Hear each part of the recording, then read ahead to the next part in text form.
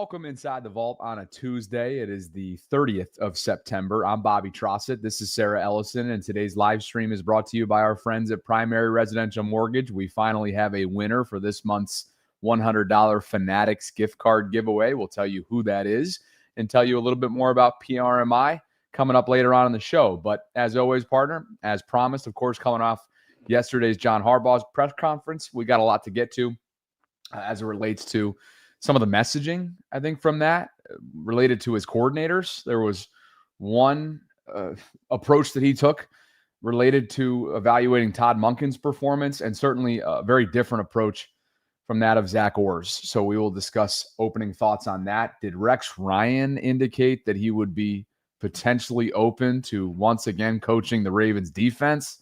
We'll have sound and copy there from ESPN. A Lamar Jackson film breakdown, injury updates. Of course, there's a slew of them. And we already know, Sarah, the timelines, or at least the tentative timelines of several key defensive players, including one that you don't want to know because there really isn't a timeline for Nnamdi Madubuike. So all that and more is what we have coming up today. Glad you guys are here. If you could, on the way in, like the video, subscribe, hit that notification bell. We'd appreciate it. Partner, it's good to see you on this Tuesday. It's good to see you, and I'm still a little bit in shock because I've never seen John Harbaugh quite like this. He was calm, but he blasted the offensive approach, the offensive play calling, all of which is led really by John, but then Todd Monken himself. And there's only been a few times that I can remember he even said anything remotely negative about his coaching staff. Like, he's done a few things here and there throughout the years, but this wasn't just like yesterday, Bobby, we did a quick video about how he said he didn't like one of the play calls, but it was like a 20-second clip. This blasting of Todd Monken and the offensive approach went on and on and on and on. And none of it is untrue. It's stuff that we're seeing also, but to contrast it to the way he talked about Zach Orr and the defense was somewhat perplexing because obviously through 4 games, it's been the defense that's been the Achilles heel, whereas last week was the first time for the majority of the game that the offense struggled. So what we're going to do is we're going to go in, we're going to start with what he said about Todd Monken's offensive approach, and then we'll kind of analyze it on the other side. So it kind of started out, I kind of went play by play as I watched the whole press conference yesterday. It started out talking about Lamar Jackson's interception. An interception that we feel like, yeah, Lamar Jackson probably could have thrown away. But according to John Harbaugh, and he's correct, they as coaches didn't put him in a good position. So what does he say after asking about the interception? He goes, yeah, it wasn't a good play call. Just straight up said it. It wasn't a good play call. Who calls the plays? It's Todd Monken. He says it wasn't a play where we put our guys in the right position in that situation. I'm not happy with it at all, he says. None of us are. They ran a double backer blitz inside where they were right in Lamar's face. We had downfield routes with no checkdowns. There was one check down to Isaiah Likely that Lamar, I don't think, saw. That kills your drive, and you're moving the ball right down the field. So no, I don't like the play call at all. Should we keep going, or do you want to respond to just that specific one? You're on a roll, and like you said, this is a theme, so just buckle up. I mean, you saw multiple people, Sarah, long tenured media members like Jeff Zaribek, tweet things like, hey, I didn't catch the press conference live because a lot of folks were still making their way back from Kansas City yesterday on the beat. But Jeff was like, I don't recall that kind of messaging. And to your point, to your point, it's this is kind of a clear, again, suggests what we were talking yesterday, that they are at a crossroads right now. And clearly there is some friction. There's a fracture right now. And how they're going to respond to this remains to be seen. But continue on here, because like you said, that's just the first of many examples. Okay, then he's asked about the 4th down attempt, but we went over him yesterday. There was a few short yardage situations that weren't good. So he's talking specifically about fourth down, but then also threw in the third ones. And so they ask about the 4th down attempt, and he starts off by saying that he thinks he made the right call to be aggressive and go for it. And I agree. Like, it's you need the points against the Kansas City Chiefs. He got criticized the week before for not going for it against the Lions. So in this case, I like that he went for it. He says you go for it, and then you don't have a good plan. You just don't. You don't have a good plan. We didn't do a good job at all, and we all know it. We agree with that. We came up short. We didn't put our players in a position we needed to put them in to execute and convert on 3rd and short and 4th and short. Those are just like turnovers. They're no different than turnovers because you put your defense in a short field. We just got to own all that. It's bad ball. So he's taking it upon the coaching. He did say we in that instance. We've already gone over some of these where I feel like it was 3rd and short and Derrick Henry wasn't used. And then it's 4th and then Derrick Henry goes off the field. You try to drop back and pass. Lamar Jackson is sacked. There's a couple instances like that where that happened. Then he was asked, well, do you feel like you were prepared for the Chiefs blitzes? We all knew it was coming. He says, I don't think our approach was good. We didn't stick to the plan. In fact, Bobby, I think this one we have audio on. Let's go ahead and play this one where he's asked about the Chiefs blitzing. I think we didn't stick to the plan that we had. We had an idea how we wanted to approach their defense, and we didn't stick to it. And I'm not happy about it. Neither's anybody. None of our coaches are happy about it. Especially, I'm talking about the coaches right now. That was us. So it was not a good job. And Sarah, while we're at it, here's another clip as well of an admission from John Harbaugh as well. Need more plays on offense. I mean, we've been in the 50 play range, and so that's the biggest thing. And you need more plays. You need more consistency, and definitely, I mean, running the ball is a big part of our plan in that game, and we didn't do it. We just didn't do it. So part of it's the three series. We got into some drop back stuff there and got knocked off the field, and we had the 2 penalties that Bo's talking about, and the next thing you know, you're down. Then we throw a couple screens. We hit some screens, but we didn't execute on those screens. The next thing you know, there's a 3 and out, more of a legitimate 3 and out, and then you don't have an opportunity to run the ball like you want to. But yeah, running the ball with Derrick, running the ball with Justice, that was good too. And breaking some tendencies there with that, we like that too. So those are all things that have got to come together in a way that just is cohesive, and you start building a little rhythm on offense. I mean, we've scored some points, but this game, I think, exposed us in terms of not doing a good job with some of those things. This game exposed us. We need more plays. The first comment that you noted earlier on was just straight up, that wasn't a good play call. Bad ball. I mean, again, this is some pointed criticism that is very uncommon from John Harbaugh in what is typically a not vague, but he keeps it in check, says we, right? Bounces around from time to time on Monday press conferences instead of, in this case, I mean, just straight going for throats. I mean, this to me felt like a change in messaging, and I just wonder where that change. Let's come back to that. Let's get through the last ones, and let's pontificate about that. Let's speculate about that. Let's get through these last 2 quotes, because I agree with you. I want to discuss what we think is maybe going on behind the scenes. But he talks about right there, yeah, we want to run the ball. Yeah, we want to run it. That was our plan. We didn't stick to the plan. So then they're asked, well, like, is Patrick Ricard's absence having an impact? And he goes, that's not really the issue of it. I mean, I'm sure he's having an impact, but I think Harbaugh's right. That's not really the issue of it. It's much deeper than that.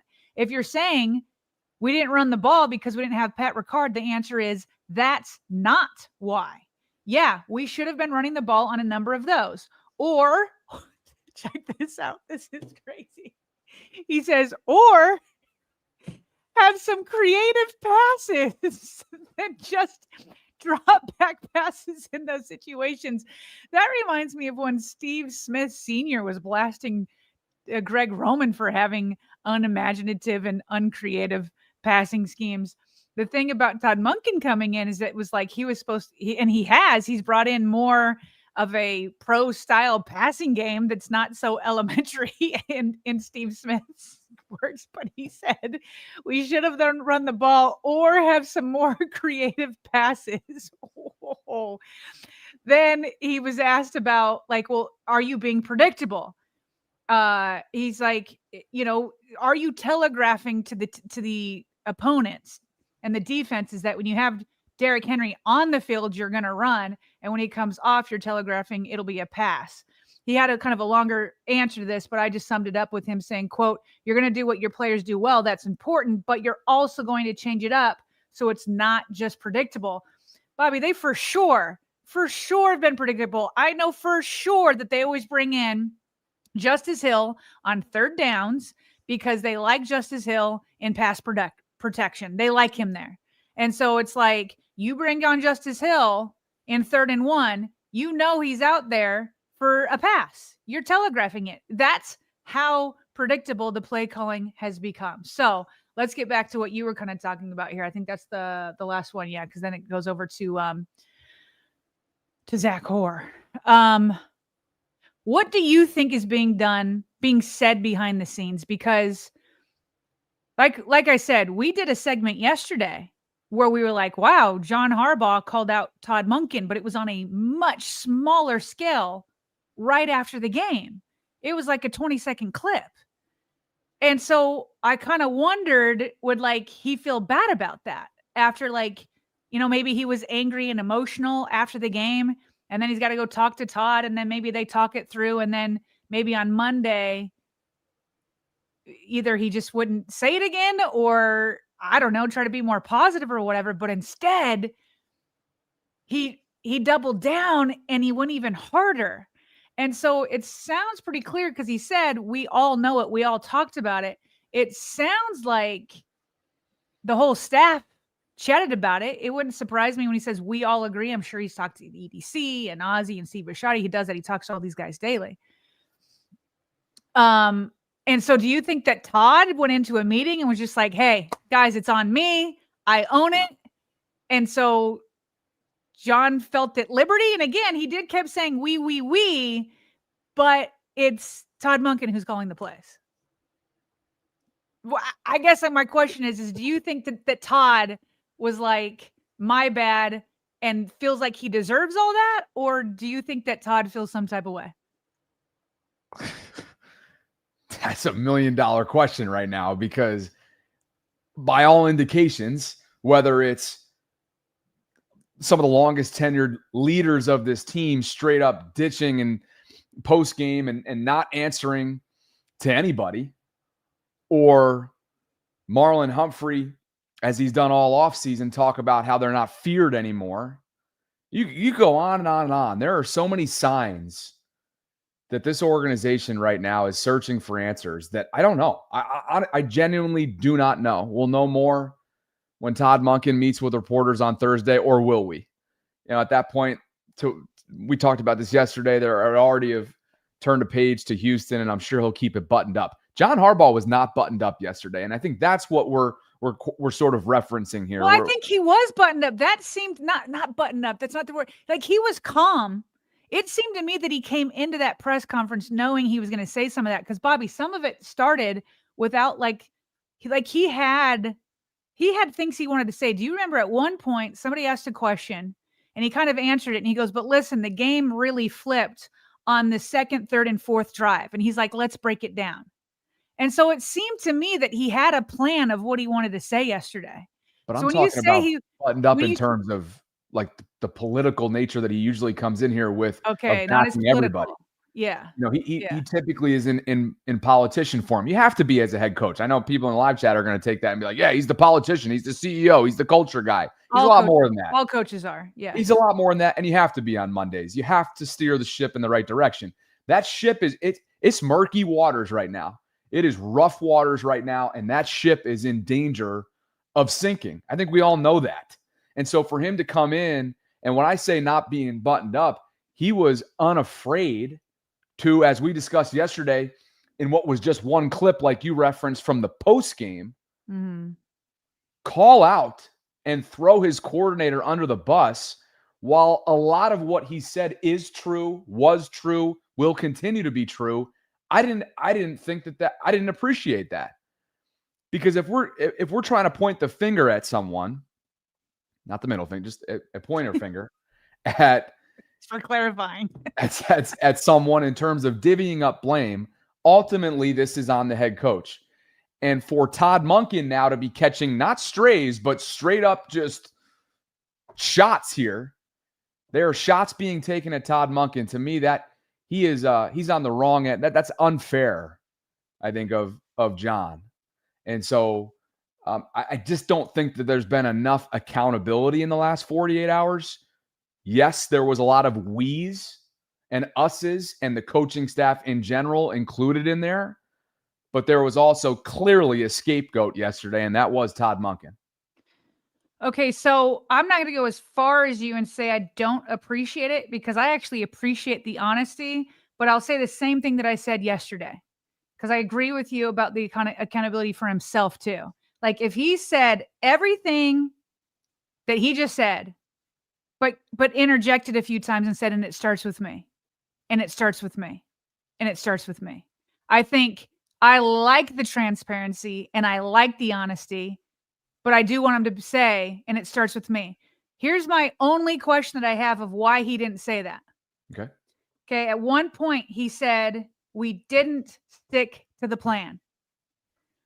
So I wonder if there is a frustration, and maybe this has happened more than once, where dating all the way back to that AFC Championship game when they didn't have Derrick Henry, and he's talked to Todd and be like, hey, Todd, in these situations where it just seems like the Ravens are down by like 1, and Todd's like, here we go, abandoning the run. We're going to air raid this thing, right?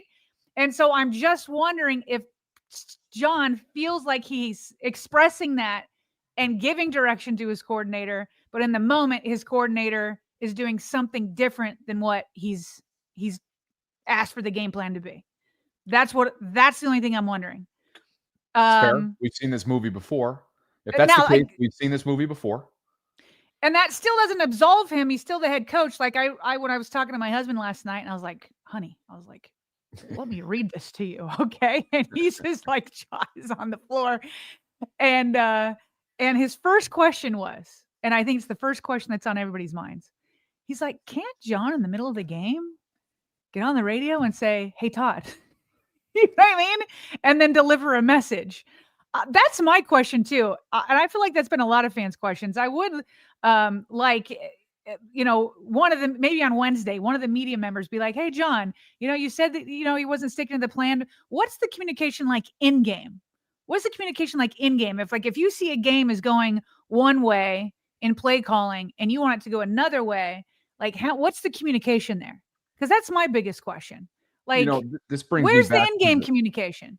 This brings me back to the whole Daniel Stern conversation several years ago during the Greg Roman era. He was brought in to be the analytical guru for them and talk about odds and chance and tendencies and so on and so forth. And I think he was Yale educated, super, super bright guy.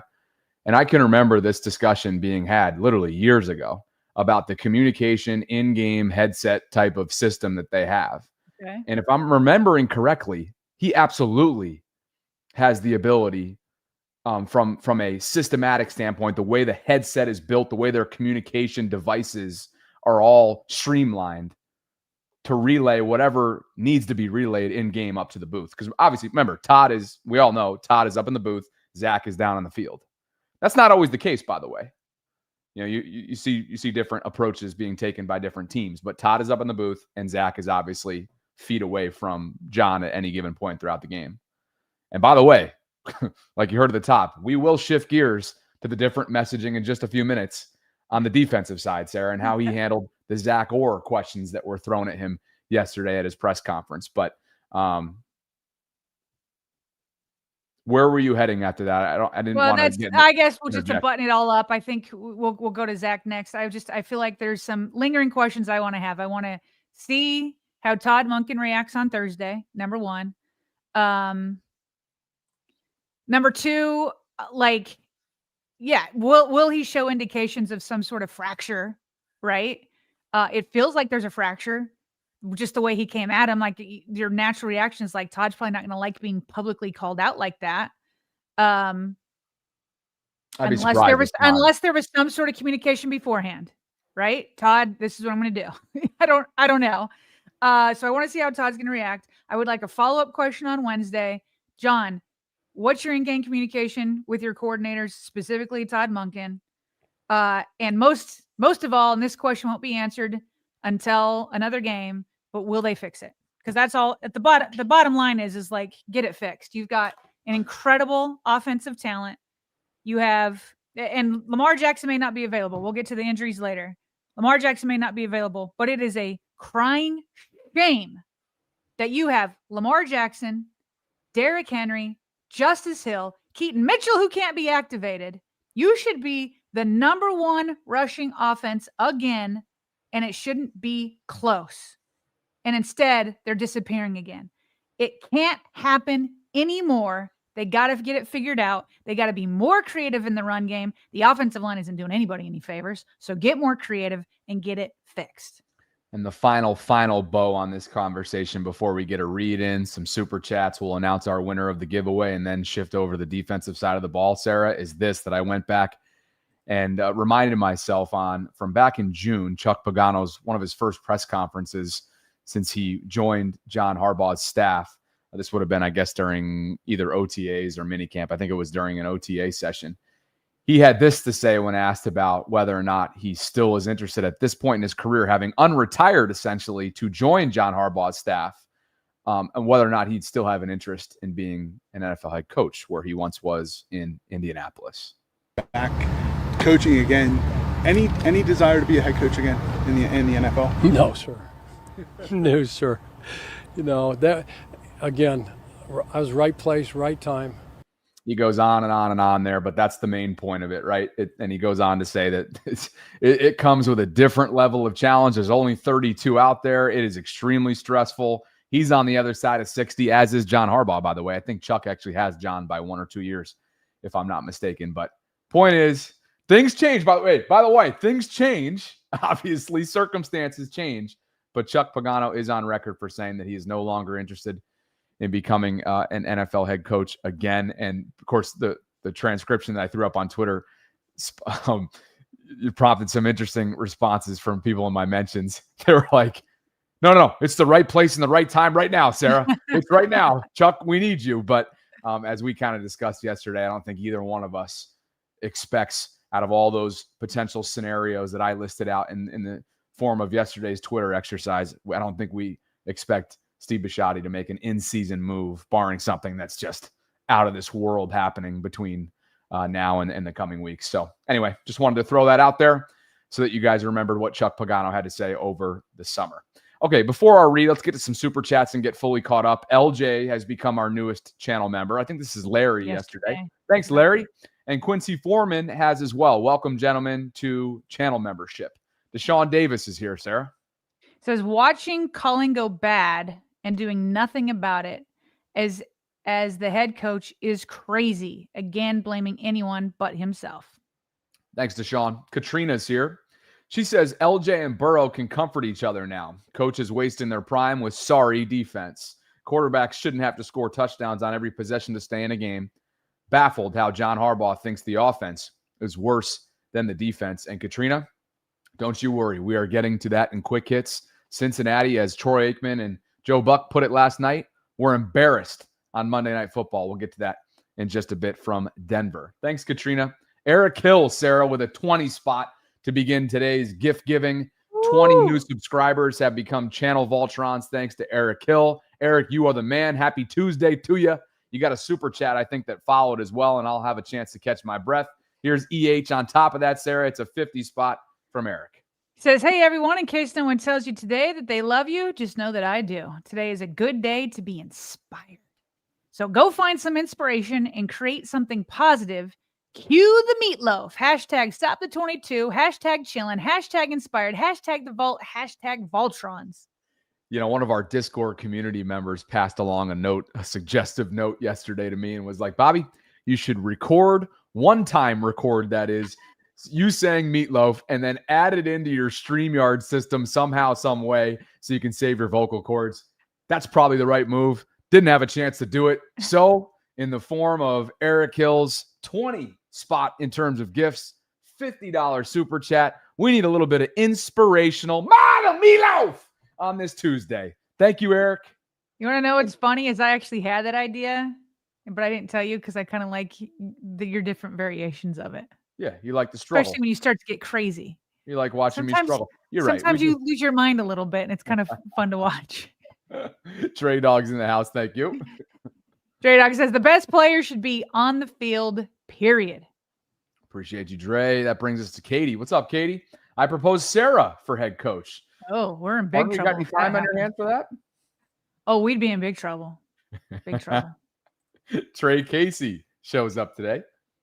Then I'd be at those Ravens press conferences, and all the tomatoes would be thrown at me with the clown emojis. Did you see that yesterday? Like, it was non-stop during his press conference. Really? On YouTube. It's just tomatoes, clown emojis, and fire emojis. Oh. Not the typical fire that you think of. Yeah. But it was like non-stop. Hey, I did not have the live chat open, and now I'm glad I didn't, because that would have been spam central. But Trey Casey for you. And by the way, Trey is one of our Columbus subscribers. Harbaugh stays by his guys, but when it comes to outside coaches coming in, he will throw them under the bus. He did with Gary Kubiak. Did he really throw Gary Kubiak under the bus? After the Colts game when they lost 13-20. Oh, okay. I got to go back and look at that. I just remember Gary Kubiak being phenomenal. It was so sad after 1 year and he went back to Denver. Oh, he was so good. Jared Thomas says, Sarah, Nick Wright blamed Lamar for the Chiefs game, saying he always chokes when the chips are down. Please make a video cooking that take. See, I opted not to bring that in, but if you guys want me to bring in Nick Wright and cook him, I can do that. I can do that tomorrow, Jared. Rave for you. Sometimes people are like, why is he even on my screen? And it's like, well, do you want me to cook him or do you just want me to ignore him? I don't know which one the Voltrons want. So Big E or Rave Kingdom says, Sarah, please, please, please, for the love of God, when will Foley Red had the issue, when will Foley REA? We had this issue with John for years. This is classic John scapegoating. He only threw a little accountability to get brownie points. Eric Hill writes, I'm working a recorded Ma the Meatloaf for your voice. Thank you, Eric.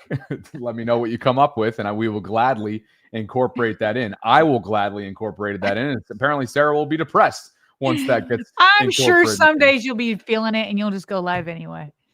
Probably. Yeah. Guys, Primary Residential Mortgage is today's sponsor. We've been thrilled to partner up with them the last few weeks since football season started. This was a sponsorship that was on the Bobby Baltimore channel exclusively for the last couple of years and just shifted over to the Vault. We're glad to have them. And obviously, we're just a few weeks removed from the Fed finally cutting rates. So they want to send a few messages to you guys. If you're wondering what that means for you, lower Fed rates can create new opportunities in home buying, but timing is obviously everything.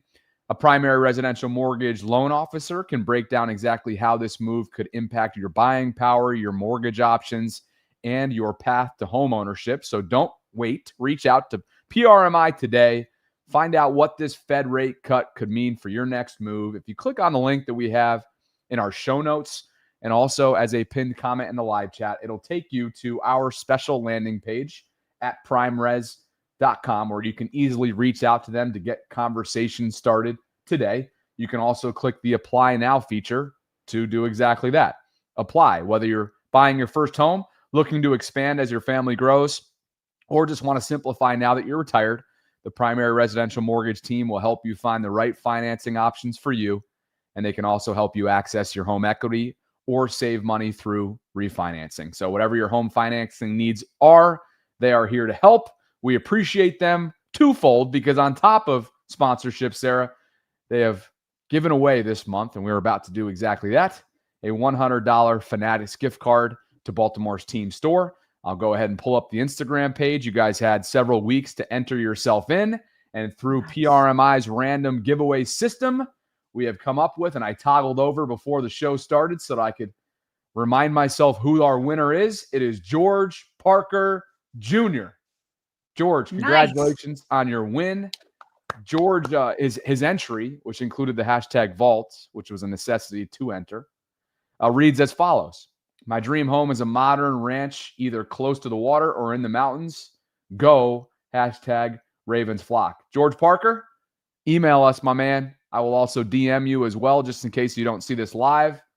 BaltimoreRavensVault@gmail.com. We will get you your $100 gift card. And guys, just so you know, as soon as the calendar flips, which it does tomorrow, we got another one coming your way. Another $100 Fanatics gift card. And Sarah, if you go look at Fanatics in the Ravens team store, there is an insane level of merch on there, even more than Homage, which we've worked with in the past. So go check them out. And thanks to Primary for the continued support of the program. George, love your dream home.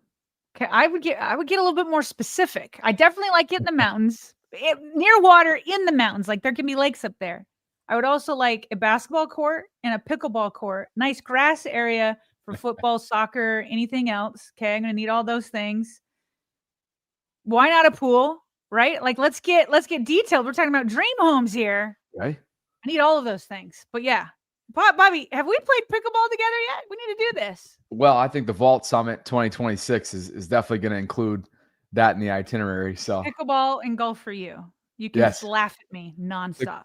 Pickleball, golf, and just a ton of productivity, which is exactly what we got in April of 2025. So thanks to PRMI. Again, guys, later this week, we will have more information coming on this month's giveaway. And in the meantime, you can just follow PRMI Mid-Atlantic on Instagram so you can have a head start in October's giveaway. Okay, over 4,000 concurrents. Viewership continues to be through the roof because right now there is a sense of urgency that's palpable. The Ravens are 1-3. They're gearing up for the Houston Texans on Sunday. 2 home games separate them from their bye week. That's what's in the middle of them and their bye week, which is early, week 7. You got the Houston Texans, also 1-3. You've got the LA Rams that'll follow. That's also a home game at the bank. Back to the messaging. As we began the show, John Harbaugh took one approach, Sarah, related to Todd Monken's play calling on Sunday in Kansas City, and he certainly took a very different one when it came to that of Todd Monken's. Zach Orr, you mean? Yes, very different with Zach Orr.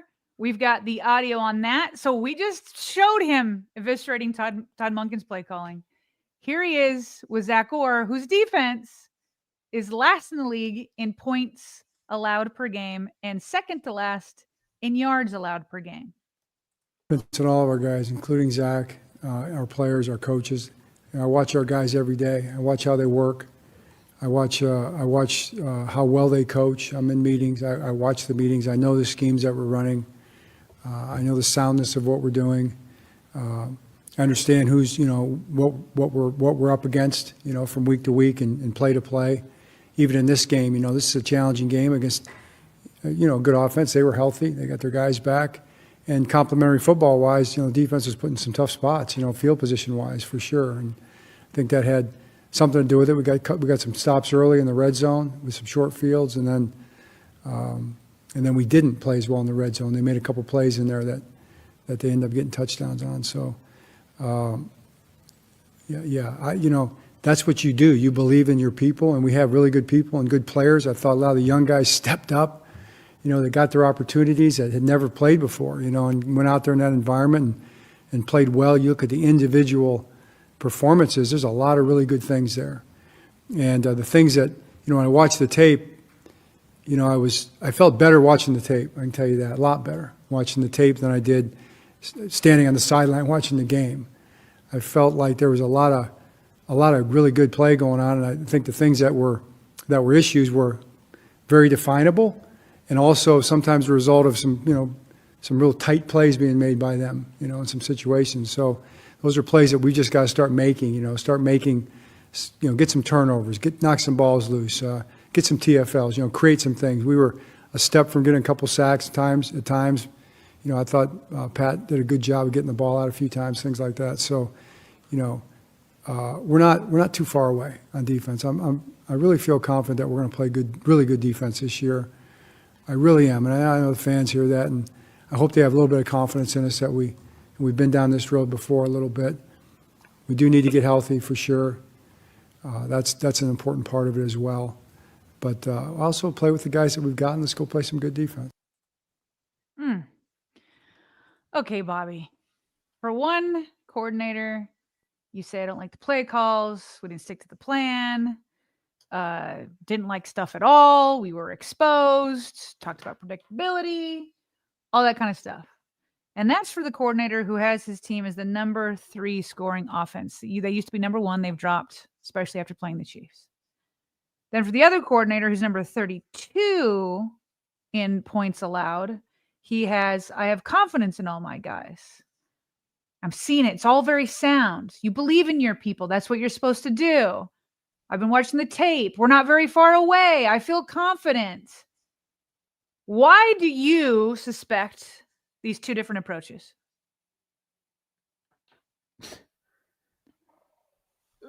Before I answer that, there was one other thing that stood out to me too in that, answer that we just played. I feel better having watched the tape than I did watching it from the sidelines. Who is that? What is that serving? What is that comment serving, or who is that comment serving other than himself? I mean, we're all sitting here. We've watched both at this point. We didn't watch it from the sidelines, but we watched the TV copy and now the tape, and both tell a very similar story. So the only thing I can think of, Sarah, is that there is a level of loyalty and patience that comes with a 33-year-old coordinator who's in his second year. And that's maybe why there's been some grace.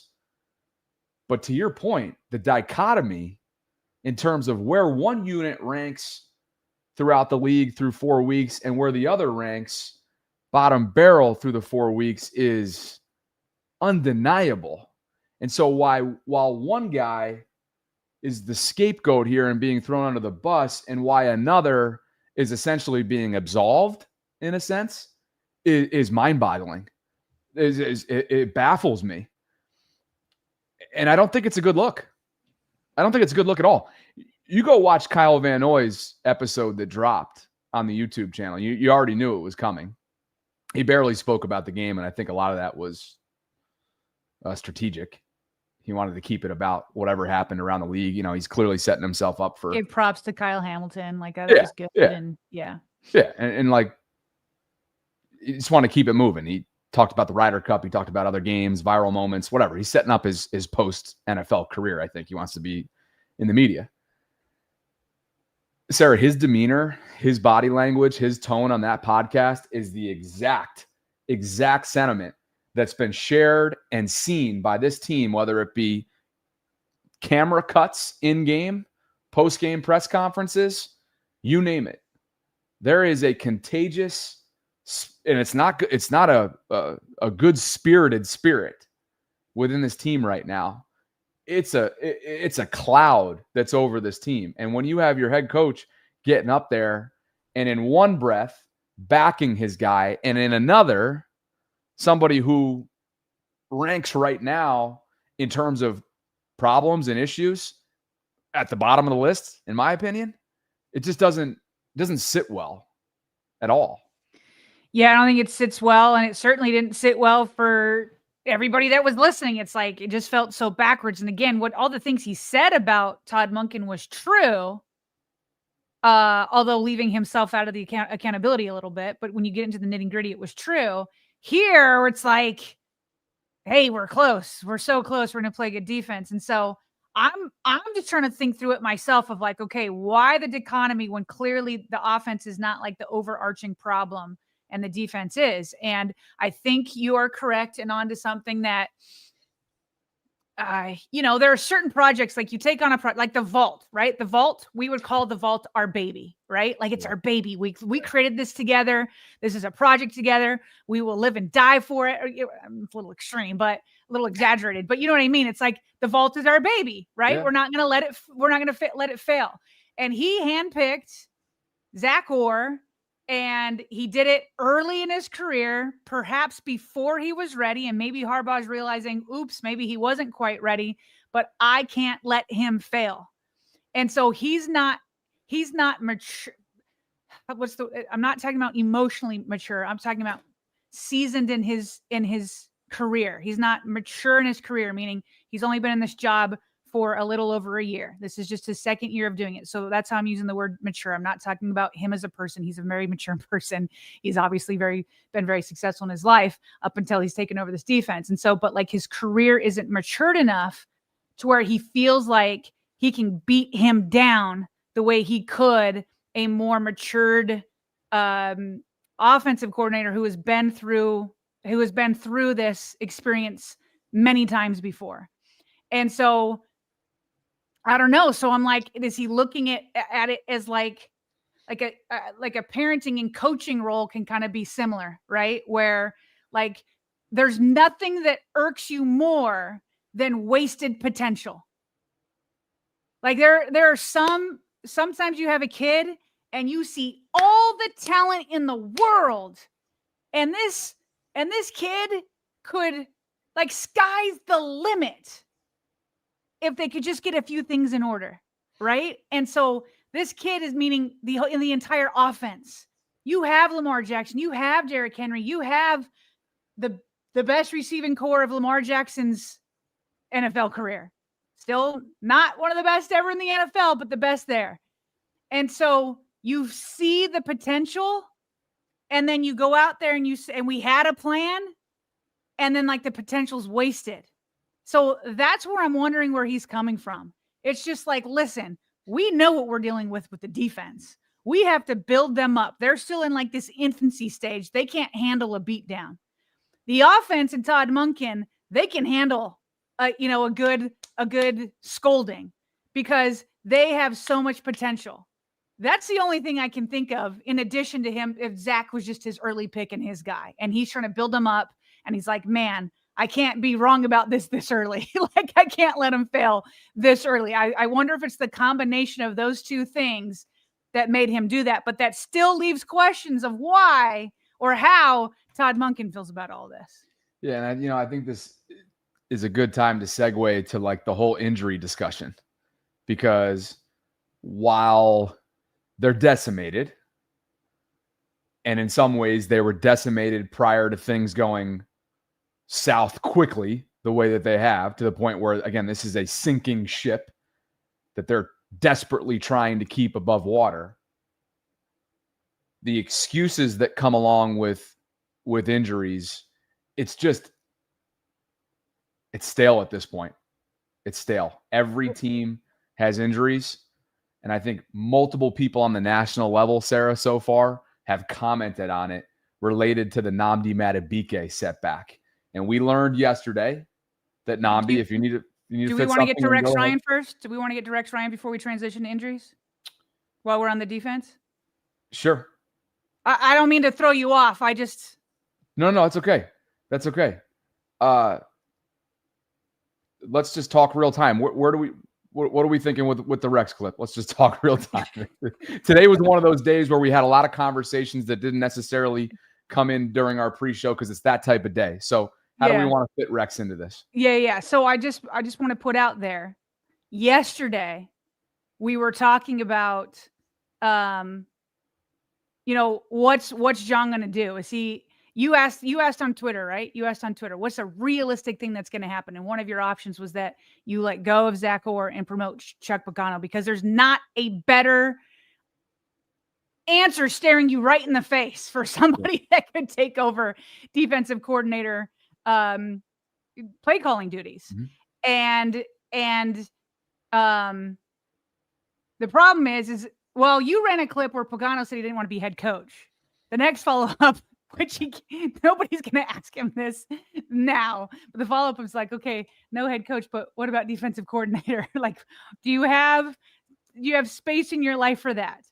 We don't know if he does, but it sure looked to me that Rex Ryan has space for that, because on Get Up yesterday was Stephen A. Smith.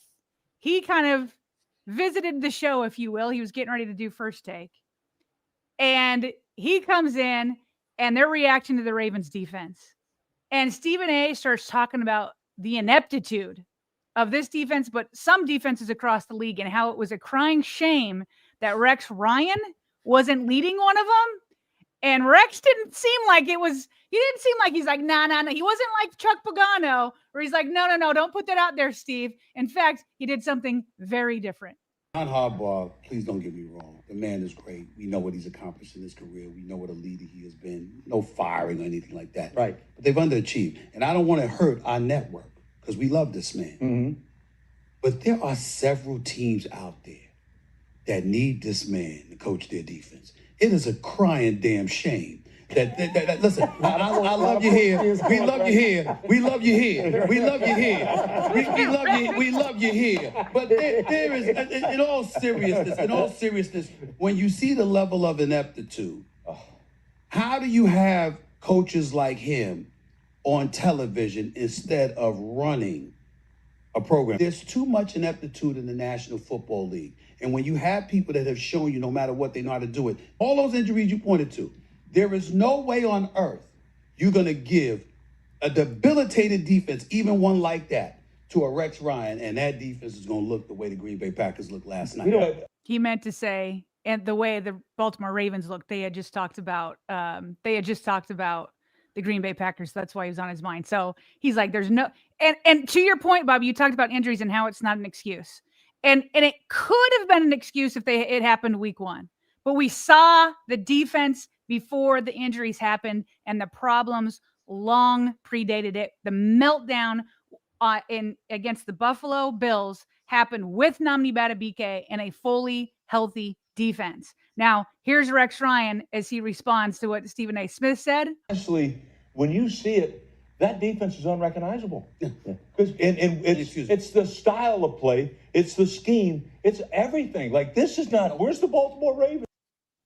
Where's the Baltimore Ravens? He should be asking that more than anybody because he is a former Ravens defensive coordinator, obviously. But the way for the audio only people, when Stephen A. Smith was like, it's a crying shame that this man isn't coaching either the Ravens defense or another inept defense, Rex Ryan gets this Grinch-like evil grin on his face, digs his hand into his pocket, and pretends to pay Stephen A. Smith.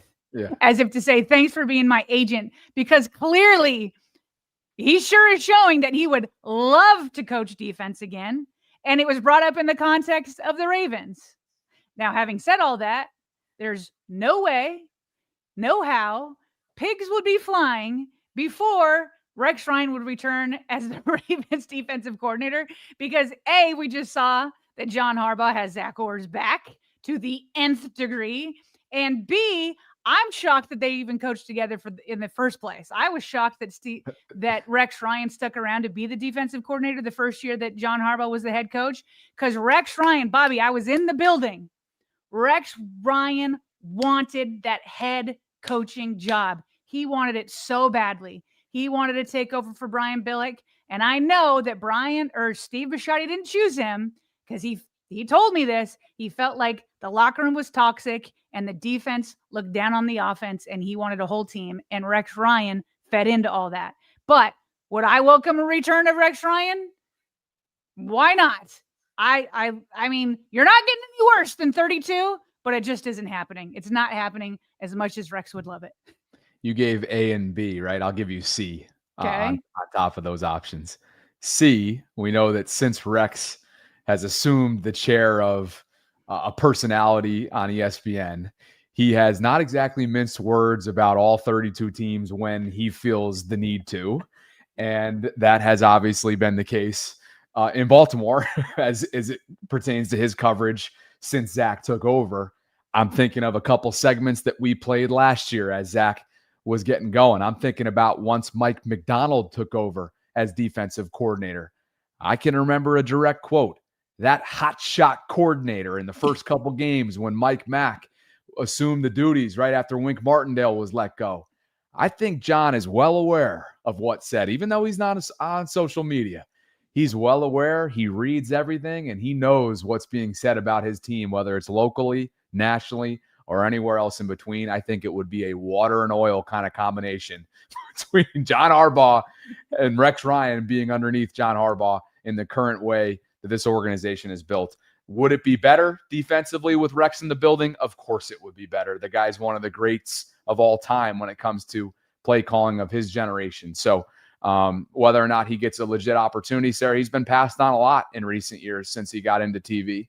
I know he's had some interviews along the way in recent seasons, but he's been passed on. So, that's a part of the puzzle as well in terms of how he's viewed, perhaps, especially with some of the youthful infusion that's gone on in the NFL, not just at the head coaching level, but much like Zach got an opportunity at 32 years young. You referenced that he was the youngest defensive coordinator at the time of his hiring. I don't know if that's still the case, but he is 33, newly minted and then some. And we're seeing a lot of that, the patience that's required for somebody that is seen as, I'm sure, in John Harbaugh's eyes, a project, but a worthy project in John's eyes, which is probably what led to yesterday's press conference and that defense of a young guy that's still getting his feet underneath him. And then just to kind of finish that thought, we'll get in depth more into the injury details later on. But just to kind of where I was going with the Nnamdi Madubuike label and just sort of the injuries that can be seen as an excuse by some. Somebody put it best the other day, and it might have been Troy Aikman, I think, on Monday Night Football coverage, where he was like, look, or you know what? It was Greeny. It was Mike Greenberg on one of the Get Up shows recently, where he's like, look, it's no disrespect to Nnamdi Madubuike, who they've been without for the last 2 games. But are we calling him like the most generational player ever, that the Ravens went from a respectable defense, even though they weren't statistically prior to him going down, to a bottom barrel, like can't have it at all, like unacceptable? No, it's not an excuse. It's stale. It's something that the Ravens have to be able to overcome. Now, granted, now they're in a position where you're going to have more rookies, more inexperienced likely playing. Again, we'll get to those injury timelines of Marlon and Roquan and others moving forward. But again, Sarah, that is an outdated way of, I think, looking at this from an overly optimistic approach, and it's not serving anybody or anything, and the Ravens are going to have to find a way to get through it if they want to salvage this season. It's going to be an uphill battle, of which I just don't have a ton of confidence that the defense is going to, even if all the players were there, I'd have the confidence would be low. Yep. So we'll see. Yep. We'll see. Back to Super Chats we go. And we left off with Eric. So let's kick things back up with Blast Hard Cheese. That's a new one. And Blast writes, Chiefs fan here. I wanted to get a feel for the outlook, especially after all the injuries. Great coverage, guys. I just had no idea all the Harbaugh dissension was a thing. Is he the primary issue? Thanks, Blast, for being here first and foremost. Glad to have different perspectives. Respectful stuff from opposing. Lots of times when other fans come in from other fan bases, they're just here to troll. So yeah. So I mean, we've covered this a lot, Blast. Maybe you've caught some of it. Maybe you haven't. Maybe you're just tuning in. I don't know if he's the sole problem. I think they have a systemic problem right now. Matter of fact, that really is in all 3 phases in a lot of ways, and they're searching for answers. But I think that there's a general sentiment being had that John Harbaugh's time is in jeopardy right now because of, 1, the window that they're in with Lamar Jackson, 2, some of the shortcomings that really date back to the year after the Super Bowl run, and a number of other things that have led you to believe that John Harbaugh's time perhaps has been close to expiring in Baltimore, and whether or not the duo that is he and Lamar, have they reached their ceiling? I think we all have questions as to whether or not that's the case. Hayes 09. He says, I only want John Harbaugh to go out with a last win and not a whimper this season. Mad's out long-term. We need EDC and the front office to look for established interior defensive linemen, start Bullock at guard, acquire a pass rusher, trade speculations brewing.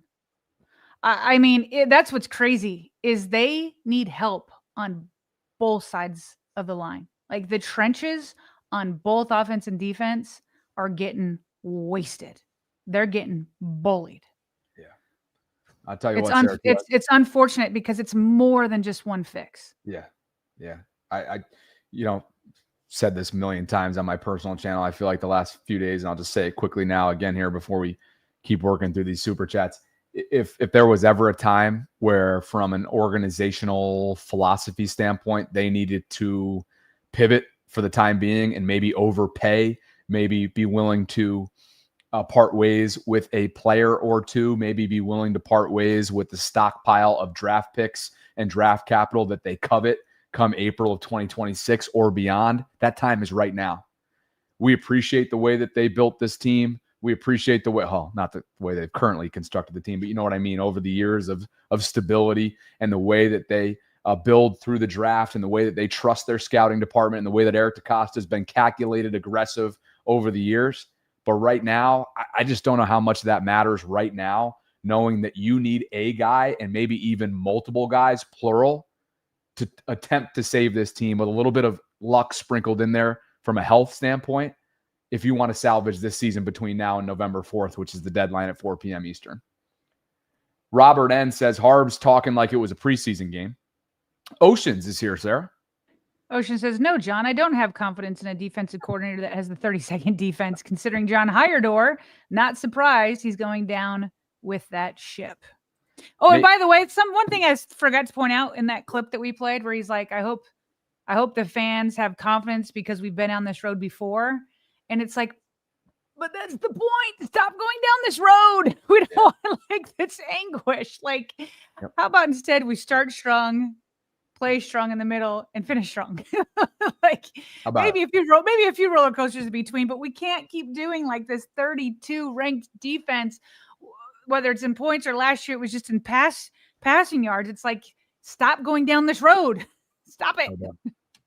Nate Campbell writes, no way he watched film and thought we're close. There were Chiefs players with no one within 10 yards. Shaking my head. Dream says Calais has 3 sacks on the season. We have 4 total. And guess who has 2 of the 4 as a team, Dreams? A guy who hasn't played in 2 weeks. Whoa. Jared Thomas. Jared says, Sarah, the video will be in the comment section. All right. We'll look at as to what that might be. Jamal Williams says Humphrey is a good player, but time and time again, when asked to cover good wide receivers downfield, he comes up short. Against Zay Jones, 2021 walk-off touchdown against Marlowe. And just in the last couple of weeks, obviously, it's been a couple tough assignments for Marlon. Sarah, clearly he might be banged up, but had a difficult time against Amon-Ra St. Brown. And much like the entire Ravens secondary did, and Drew has some stats here. Let me just, where was I going with that? Much like the entire Ravens secondary did, really struggled against Xavier Worthy and the speed and the lateral quickness that he brings to the table. You brought in some coverage stats that Drew tallied up so far for Marlon. Yeah, sorry, I forgot to put a photo with this. But you've got 21 targets. Let me see if I can get this. There we go. 21 targets, 16 receptions allowed, 224 yards allowed, 2 touchdowns allowed. 141.8 passer rating against them and a 22.2% missed tackle rate. And then now 1 soft tissue injury. You won't find a bigger troll in all of Twitter and all the Ravens community than Drew Band, at Drew Band. Some days I think he wants to slice my neck open. Other days I think he loves me. He had your back today. He was with you fighting the good fight against the Bills fan. He loves me. He loves me not. He loves me. He loves me not. That is He's got priorities. He's got priorities. It's like he may have people he doesn't love within the Ravens fan base, but everybody in the Ravens fan base, although you don't consider your fan, everybody within the Ravens community. How about that? Does that work for you? Ravens community. Whatever you want He's going to take a Ravens community over a Bills community any day of the week. That's for sure. You two were cracking me up today. This guy cracks me up. You know what cracks me up is at Buffalo KL. I know he follows both of us. Oh, don't give him oxygen. Genuinely watches our show, follows everything we say, always looks for the Josh Allen angle. And as soon as we bring up anything Buffalo related, we're living rent free in this dude's head. At Buffalo KL, I swear this guy lives and dies by everything we say inside the vault. We are so appreciative of his viewership. Captain Hard says, I can't fathom this is a reality, but who knows? Do y'all think John is telling Todd to change his play calling during the game and Todd isn't listening? Because calling out Tad like that was weird, going back to our earlier That was my question. Yeah. Like, that's exactly that. Yeah. Hey, Nagasaki for you. Because I think the difference in tone from Harbs was strategic. Real fans remember how this team was before Harbs. The defenses The defense big brothered the offense. Now it feels like the reverse is happening. I don't know if the offensive players are actually doing that to them, but for sure the offense is the big brother. Dev James 25 says Andy Reid hired an offensive line coach as his DC, marked his end in Philly. Belichick hired a DC as his OC, marked his end in New England. Harbaugh hired a DC with 0 play calling experience, marked his end in fill in the blank. Eric Hill dropping another 50 burger on this Tuesday. EH is in the building for you. Says, oh, wait, shout out to the family of squirrels. What? I don't know where this is going, but this is already hilarious to me. Okay. He says, oh, wait, shout out to the family of squirrels that are living in these walls of my house. Oh, no. Now I got to win the lot. Now I got to win the lottery because the list of house repairs out of nowhere simultaneously. Hashtag still blessed. Even still blessed. Even squirrels like to be around you. And hashtag I to go to country. I to go. Jeez, these hashtags. Dude, Eric, I feel like we should be like helping you out with whatever maintenance you need given these Yeah. donations. You know, like Yeah. wow, Take you have care of the family of squirrels, Eric.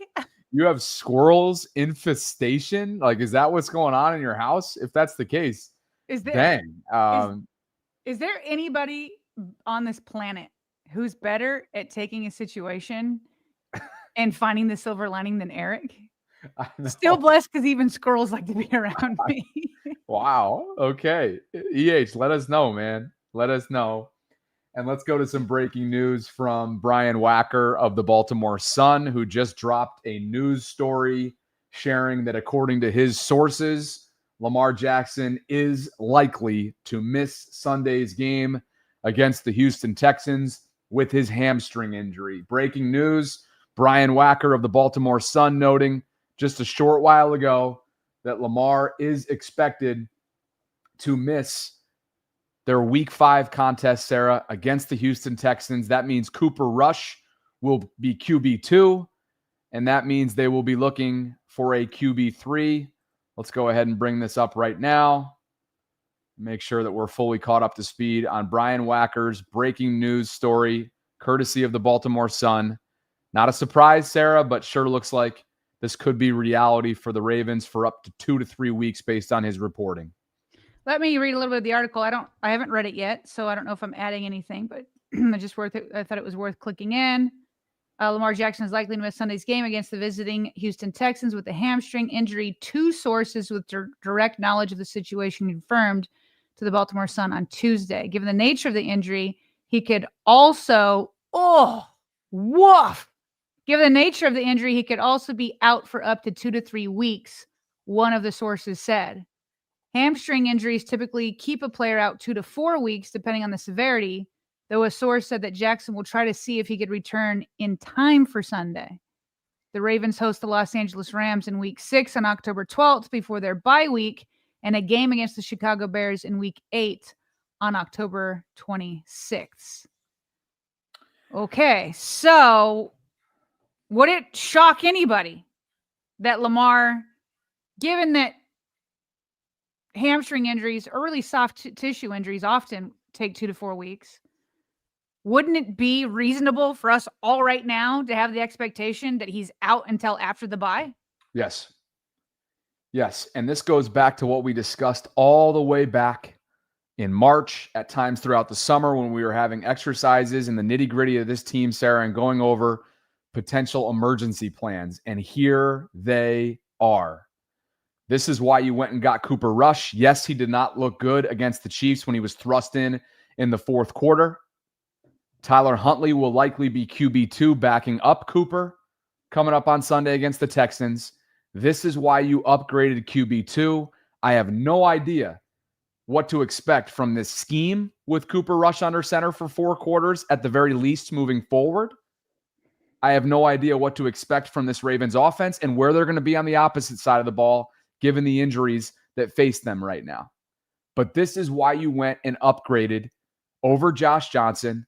You went and got somebody that is, yes, it's a small sample size, accomplished as a backup, who's gotten a lot of reps under his belt when Dak Prescott went down in Dallas. And Sarah, he's going to have a chance to prove yet again that he is capable of weathering the storm on hopefully what is a short-term timeline for Lamar's recovery. This is exactly what we had conversations on in the offseason. It's now here. It's now Cooper Rush's time. I have two different thoughts, actually, Bobby, and maybe we can come back to Super Chats. I don't know if we finished, because this leads perfectly into our next section. We were going to talk about injuries anyway, leading with Lamar Jackson. There are two thoughts that I have in addition to what you just said. Well said, bringing up Cooper Rush. I guess now three thoughts I have. Let's start with Cooper Rush.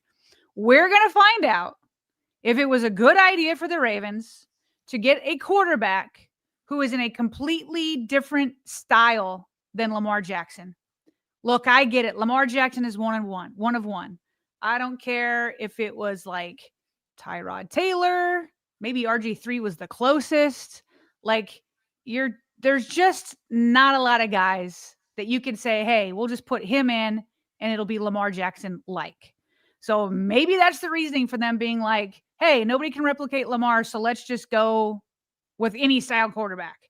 But we're going to see how quickly this offense, including the offensive coordinator, the offensive line will have to, they will have to adjust. Blocking for Lamar is very different than blocking for Cooper Rush. Wide receiver is going to have to adjust. Cooper Rush is probably more like on time. He's not going to go and buy time forever. It's going to be the ball is out. I mean, he was throwing the ball away last week when guys were open. He was quick to throw it away, not wanting to make a big mistake. So we're going to find out, did it matter that they got a quarterback that is not even close to the same style? That's my first thought on this. My second thought, which one do I want to go for? Okay, I'll have two more and I'll go to one first. I'm really, really about this offensive line. Bobby, you just said it. We've been talking all offseason with these guards and this offensive line. It was going to shock none of us if Lamar Jackson got injured. So I'll come back to that one in a second because I have film study on this offensive line. It was atrocious against the Chiefs. Before I get to that, though, this is why, personally, I didn't love it when people accused Lamar of quitting on his team. I thought that, let me see if I can find this here. Cordell Woodland, who's a friend of the show and has been here a few times, said it really well on Twitter the other day. He says, I'm honestly shocked that there are so many people ready to throw Lamar to the wolves. You really think Lamar quit on his team? Is that where we are?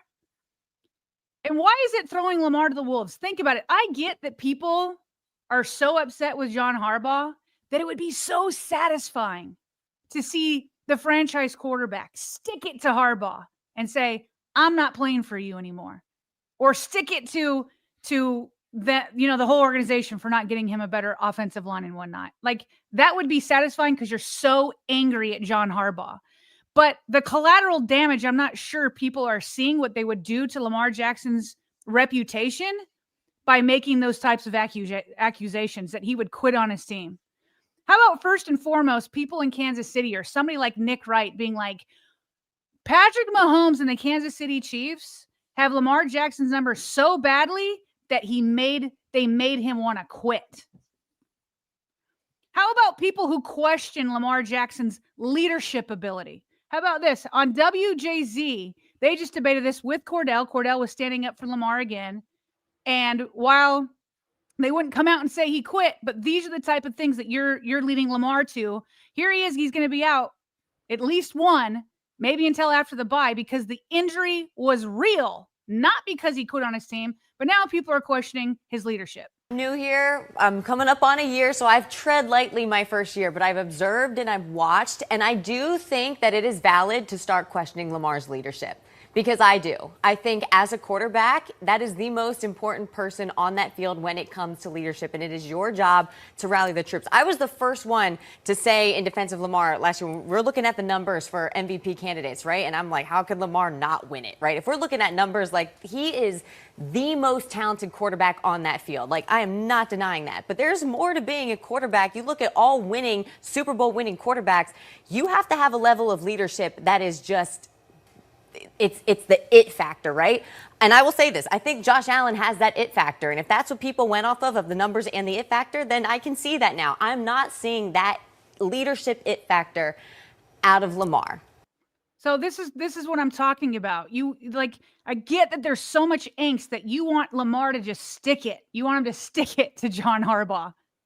But that isn't a good look for a leader of a team if he were to actually do that. And he didn't. He clearly was legitimately hurt. That is not in Lamar Jackson's DNA to quit in a football game against another quarterback who he's been dueling against and people compare all the time. It's not in his DNA. How do you think that reputation would look? Yeah, not only in Kansas City, not only with the Nick Wrights of the world or national media. How do you think that would play inside the locker room with guys putting their careers on the line? They're just as frustrated and as upset. Lamar Jackson is not a quitter. Can we please never accuse him of that again?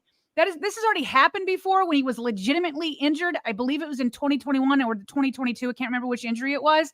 Let's stop painting our own quarterback as a quitter. That's not who he is. He is a leader. He has sacrificed behind a porous offensive line. We all know what the offensive line has been. We've seen him running for his life, but that's where we first go to instead of being like, dang, my quarterback got hurt. Let's not ever accuse him of being a quitter ever again. Please, that's where I'm at, because you are hurting his reputation. He was legitimately hurt. It's where you have to be at now that this news story just broke from Brian Wacker. So, courtesy of the Baltimore Sun, if you're just tuning in, we've got breaking news. According to Brian's sources, he's a beat reporter for the Sun. Lamar is likely to miss Sunday's game against the Houston Texans and potentially up to 2 to 3 weeks. Sarah, just because it warrants repeat, they are 2 weeks out from their early bye. That is week 7. They will host the Texans this weekend and the Rams the following weekend. That's where things stand right now. The Ravens could very well be without Lamar over the course of the next 3 weeks. They will host the Chicago Bears in week 8 out of the bye, meaning Cooper Rush could be under center for this team for the next couple weeks. Tyler Huntley expected to be QB2. Of course, he is your practice squad quarterback.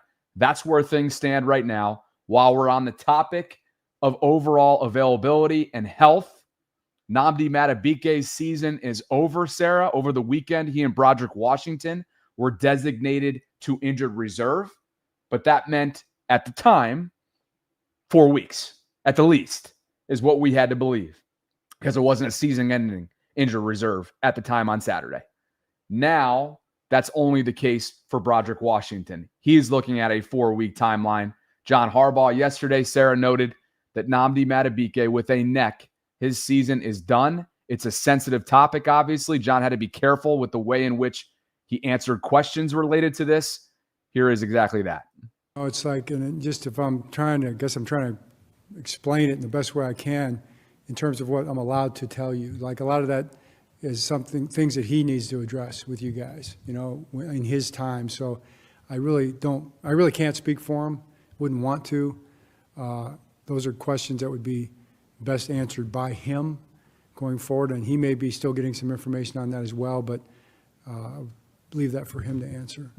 Again, really sensitive, Sarah, when it comes to the neck and how quickly, I should say, this became severe for Nnamdi. It was a missed practice just a couple weeks ago, and you're thinking, okay, be careful with the big fella up front. And then it came down to missing 2 consecutive games, an injured reserve designation, and now his season is over. And you got to look at this in 2 ways, I think, Sarah. One, from a human standpoint, first and foremost, because the neck is nothing to joke about at all.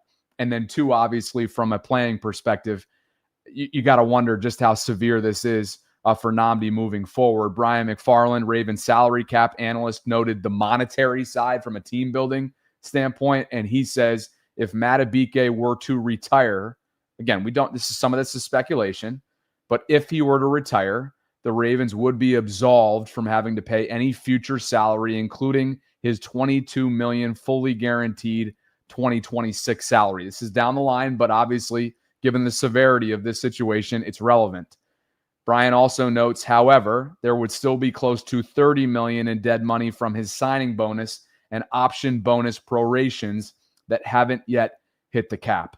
Down the line stuff. This is what's going on with 92. And Sarah, in terms of the here and now, as somebody noted in a super chat earlier on, he's got 2 sacks through 2 weeks. He has not played in 2 weeks. The team as a whole, outside of that, has 2 sacks. It's a big loss for the Ravens in the here and now. Well, and just for the future, obviously, John Harbaugh is saying that's got to be Nnamdi Madubuike's news to tell of whether or not he will retire. You hope that this is not the end for him. Harbaugh also noted, now Nnamdi himself is still probably got to get some information. Obviously, though, the tone that's been had right there, but it's been held for more than a week now, is not making you feel good about it. And so all you can do is just hope and pray that it's not as serious as it's sounding right now. And then you hate to even think about it. You hate to even talk about it because this is, a man's career and his livelihood. But that is why these questions came in for Brian McFarland, right? So it is going to be about $30 million in dead money, because just to explain how that works, when you get guaranteed money or you get signing bonuses, you pay for that immediately. That's why it's called a signing bonus. You sign, you get a check that is ginormous. But in terms of how that works with the cap, you have the liberty to spread that bonus across the length of your contract. And so it hits on the cap a certain way, but the money's already gone. So teams have to account for the money they already paid out, even if he's off the team. Let's say he were to retire, and we hope that's not the case, but they have to account for those bonuses that he's already received, the guaranteed money he's already received. So money that would have been spread out over 3, 4, 5 years, I think we're going to be about 4 left or 3, something like that, now comes due the moment he retires. Now, what the Ravens can do is maybe do a post June 1 designation and split up that $30 million, maybe take $15 million each year or something close to that. But the reality is, in 2026, they either have to pay, there's going to be $30 million of his money on the cap, or at least 15 with another 15 in 2027. Best wishes to him, man. It's a huge loss, whether it's from a monetary standpoint, team building wise, or more importantly, again, from the human aspect of this. You hope that Nnamdi is okay and that his future is still intact in Baltimore, because, man, it wasn't all that long ago, Sarah, that they awarded him a heck of a contract, paid him handsomely after a historic 2023 season. Hopefully he can get back to playing football at some point down the line. While we're talking about other defensive injuries, Ian Rappaport of NFL Network gave an update on Roquan Smith. It's a grade 2 hamstring strain. That's what he's been diagnosed with. He's going to miss a few weeks. So, Sarah, a young middle part of the defense is about to get younger. Teddy Buchanan, Jake Hummel, Jay Higgins, right? Not that Jake Hummel is young. He's been around. But he's probably going to be playing. He's probably going to be playing. Jay Higgins.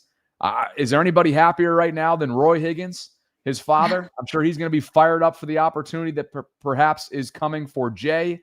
And again, Teddy, I thought, looked inexperienced at times, caught in several different rushing lanes that were not where he was supposed to be footwork-wise and spacing and alignment-wise on Sunday in Kansas City. He will continue to play, as will other rookies. So this is where they're at in level 2. And then level 3 will be without Marlon Humphrey for the foreseeable future as well. Ian Rappaport noting that he's been ruled out with a calf injury, or I should say he was ruled out on Sunday with a calf injury, did not return. He's expected to miss a couple of weeks. None of these soft tissue injuries, according to Rap Sheet, are season ending, aside from Nnamdi, which is obviously not soft tissue. It's completely different with a neck, as we just discussed. So Marlon's week to week, but again, they don't have week to week right now. Like, they have to salvage this season, and find a way to go into the bye, Sarah, at 500. And it's a tall task with how depleted they are right now. Well, Jair Alexander's going to get his wish. He's finally going to be activated. He's going to be activated. Yes. They'll play around with who's going to be inside in the slot nickel kind of position. Alexander will be out there though. Yep. CJ Tampa, although he's kind of an outside guy. I don't know. They'll definitely have to play around with that kind of stuff for sure. So Lamar, Marlon, Rowe, all reportedly out against the Texans for the Week 5 home matchup against another 1-3 team. And Sarah, the reality is, while you would rather have these types of experiments happen in the preseason. And I was thinking about like different scenarios, like maybe fourth quarter blowouts, or right. You've got the number 1 seed locked up later on in the year. Let's see what we have in some of these young guys. You're getting it now, and it's going to be trial by error. Here we go. Or you would prefer to have these experiments like 1 or 2 guys at a time. It's just going to be like rookie Malachi Starks, rookie Mike Green, rookie Jay Higgins. Who else was out there the other day? Rookie Aeneas Peebles, Teddy Buchanan. Like, that's fun. Oh, Kenyon Martin. There's 6. There are 6 rookies right there that are probably going to have significant amounts of time, both on defense and special teams. Woo! All while, to wrap this up, being without QB1 for the near future. That is where the Ravens stand right now. That is how much this season is hanging in the balance. Going into Week 5, the Houston Texans, no Lamar Jackson. That is courtesy of Brian Wacker's breaking news reporting, and that is our instant reaction here inside the vault. Well, we can either go to Super Chats, but I do, just to finish up the Lamar conversation, I do have some all-22 film on that related to him running around and why he's, been running for his life. So do you want to go to Super Chats first, then we'll come back to the all-22? Okay. Yeah, let's do it. I think we bailed out on Eric, right? I think his $50 burger. Squirrels, the family of squirrels. Is where we jumped. So Eric, thanks for the Super Chat. Obviously, we had to bail out for breaking news. That brings us to Richard. Asmodeus says, y'all can say Rex last stint sucked, but he was on the Jets and he brought them to the playoffs. That's the last time I remember they did. Count me in on the Rex Ryan experiment. God King, Sarah's in the house. God King says, side note, got merch, in no mood to put it on. In no mood to put it on, no pics. Well, wait, let me just clarify here. If it's Ravens merch, I get it. If it's Vault merch, can't you still rock our merch? Like, which one are you talking about, God King? Come on now. It's related. I get it. It's related. It's not related? Tiny Tim Gaming is celebrating 2 months. Tiny Tim writes, said the same thing on my YouTube video. Screw the picks. Screw the players. Win now. EDC needs to make a move now. Blast Hard Cheese responds to an earlier Super Chat question that we gave him an answer to. Here you go. He said, understood about Harbaugh. Regardless of fandom, I appreciate solid discourse. There's plenty of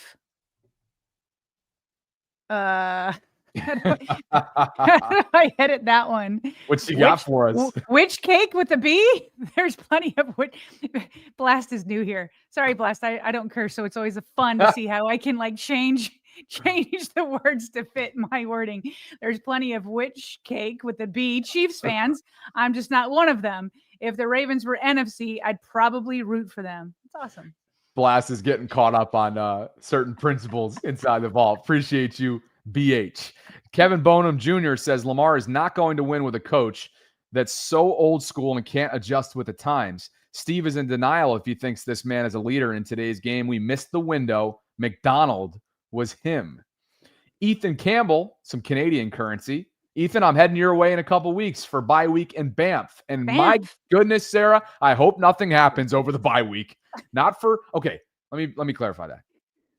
If change needs to happen, then it has to happen. But if I'm in Banff, somewhere with no service, overlooking Lake Louise, and you call me and say, I need you to tune into this show right now via your StreamYard iPhone app, I'm not going to be a happy camper. Anyway, Ethan Campbell, Super Chat. He says, it's clear to me from Harbaugh's messaging, he thinks the offense is hanging the defense out to dry with He did last week. He felt like the offense set up the defense badly. He definitely felt like he was putting them on short fields. The offense is hanging the defense out to dry with our offense and not having long sustained drives, time of possession like we've had in the past. I think you added that part in at the end. I don't think he's ever criticized. Like, to me, it's like score when you can score. Like you're putting up 40 points. You can't be upset with that. But it is true that if you don't have long drives, that would be more preferable. But like, you got to score when you can score. But I definitely felt like during his messaging yesterday, he felt like they were hanging the defense out to dry, but putting them on short fields when not being able to convert on those short yardage situations. Sure. Dreams writes, or isn't play calling to the player's strengths. Kobe Pruitt, KP's in the house. And he writes,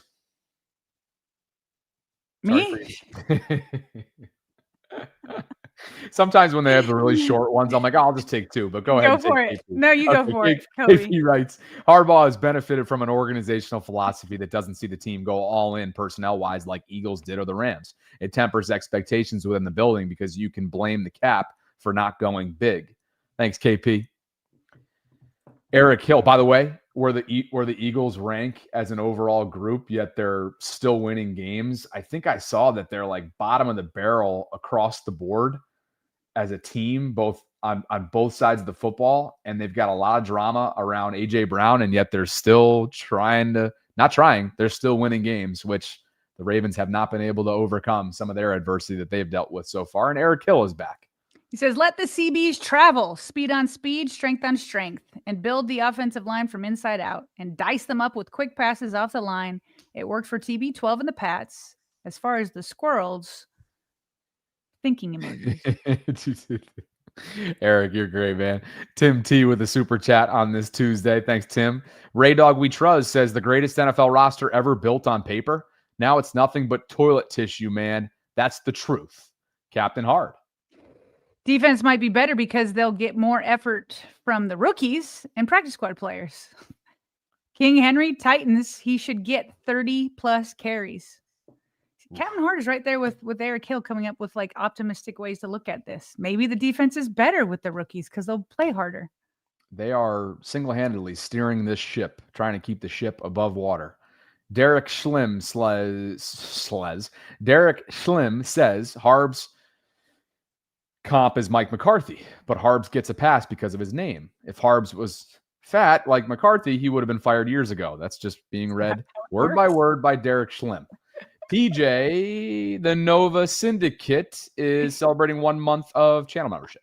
He says Lamar won't play until John leaves.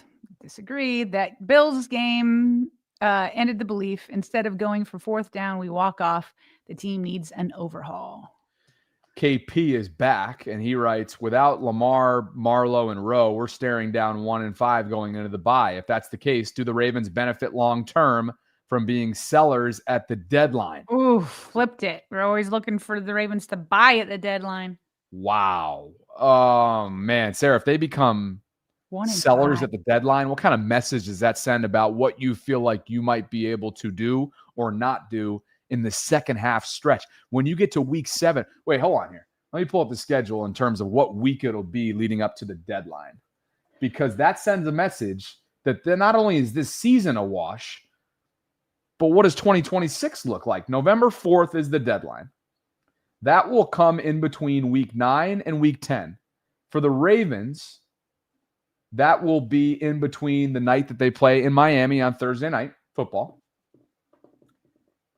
And then they travel the following Sunday, which is a mini bye, to prepare for the Vikings in Minnesota.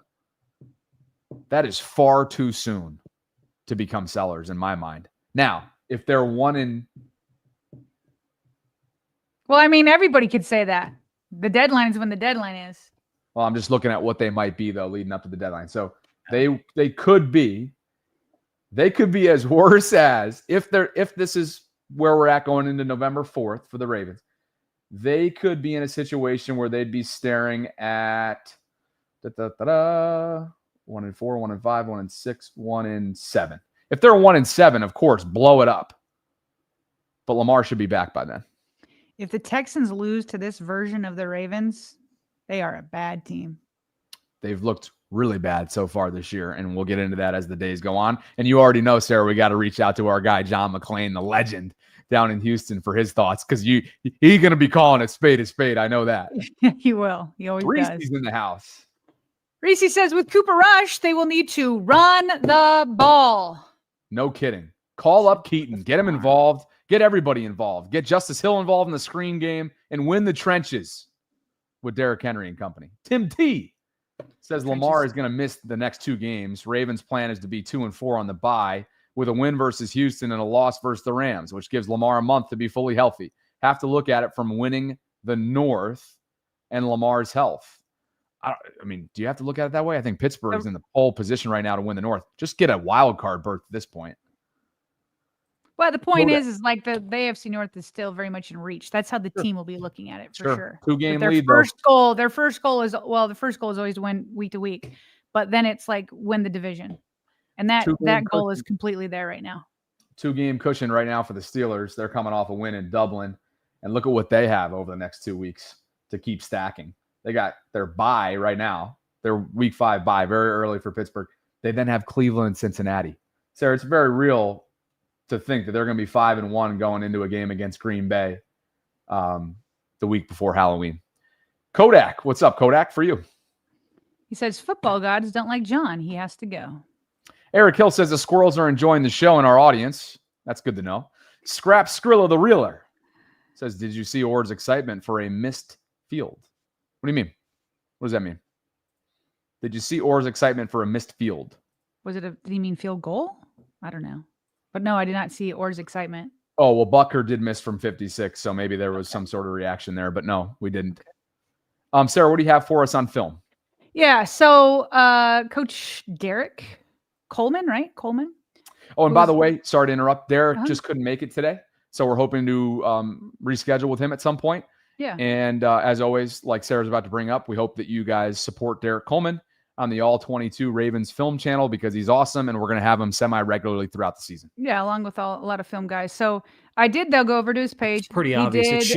He did a film study on the second quarter kind of meltdown where things were kind of flipped back into Kansas City's favor after the Ravens jumped out to a 7-0 lead after a beautiful first drive that disappeared suddenly. Anyway, I grabbed some clips from that video, and my goodness, you thought John Harbaugh eviscerated Todd Monken in the offensive approach?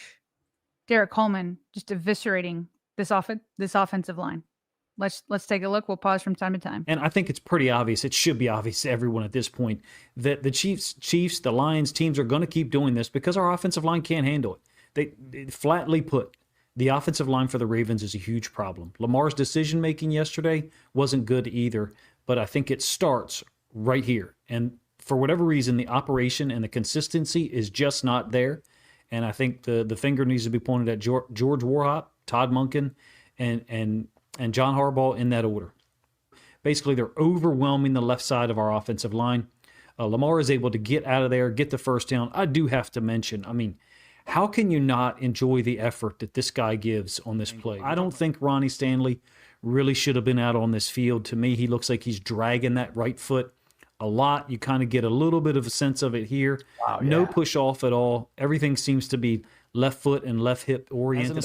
He was wondering, by the way, if they pulled him out, not because he re-injured it, but they could see on there that he just wasn't ready and wasn't up to par. So, but yeah, he was dragging for sure. Wow. So that's too bad. And that's another thing. Could Ronnie Stanley be out? We're Lamar's out, Rowe and Marlon, plus Nnamdi and the others we've talked about. But Ronnie Stanley might not be able to go either. I just muted him for a second so we can run that back once more because he really is dragging that. What looks to be his forward. right, go forward. There it is. Yep. Right. It looks to be his right ankle that's dragging and sort of laboring here, right? Yeah. Whoa. Now, Sarah, remember when we talked last week, we were like, wait a second, Ronnie popped up on the injury report with an ankle. The surgically repaired one to answer both of our questions from last week is the opposite. Oh, okay. It's the left ankle. So maybe that's a positive sign in all of this, all things considered, because that thing literally almost did derail his career temporarily, but it could have ended his career, I thought, at times. We all kind of thought that might have been involved. So anyway, just interesting note there. Yep. Okay, so this one, he's picking out a run play. But this is bad. Here we go. I mean, you cannot talk about this if you're trying to be serious about analyzing the game. He's got circled Daniel Fa'alele, who just fell down. We are not capable and competent at our guard positions. And people have been talking about this since the draft. They've been talking about this since 2024.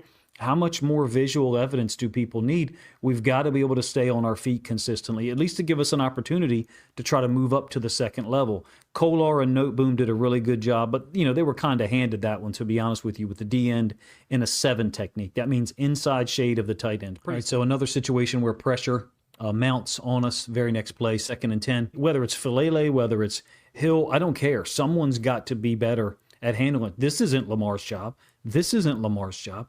What's wrong with Lamar Jackson? He's got a shitty offensive line that is incapable of doing pass pro consistently.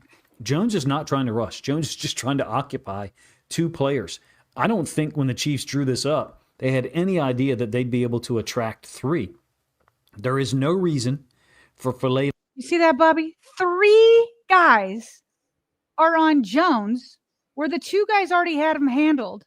But Fa'alele goes over there anyway and misses this blitzing linebacker where Justice Hill feels like he's supposed to be leaking out for a check down.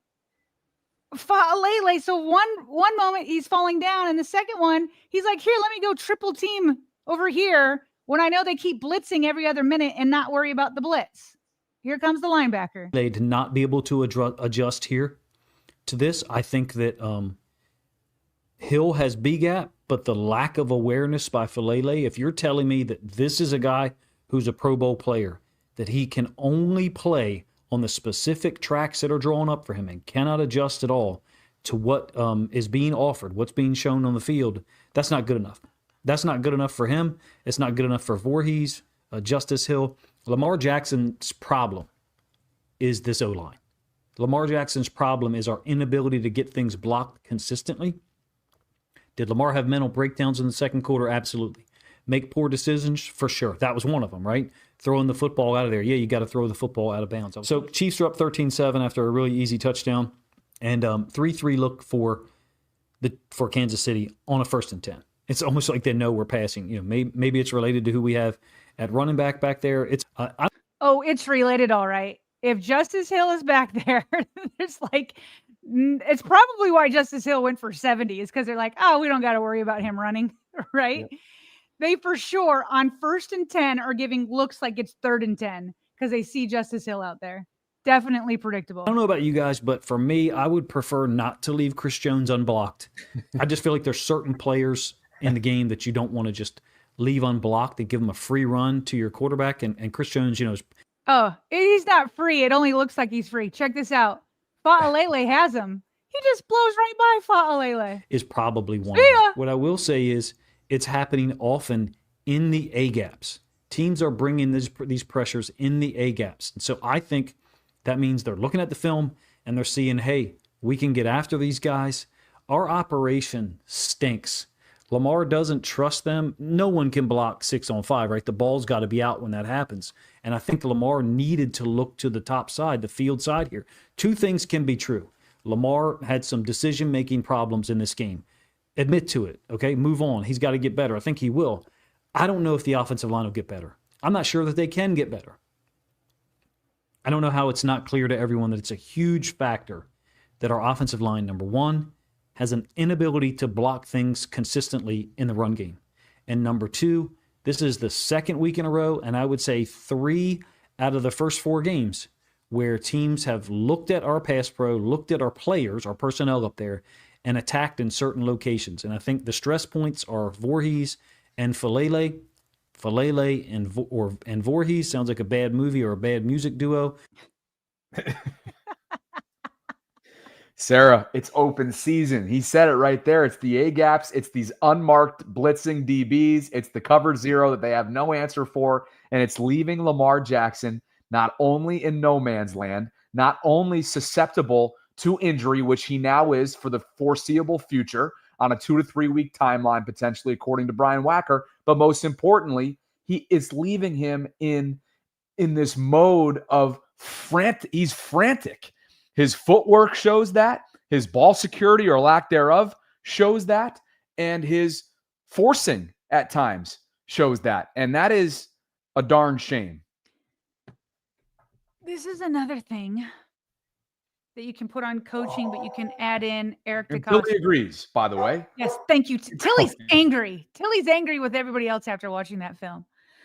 This is another thing that you can put on coaching / EDC, because it's like, listen, sometimes you just get put in a position where you don't have great personnel. And like, you just got to hang on until there's a moment where you can reload.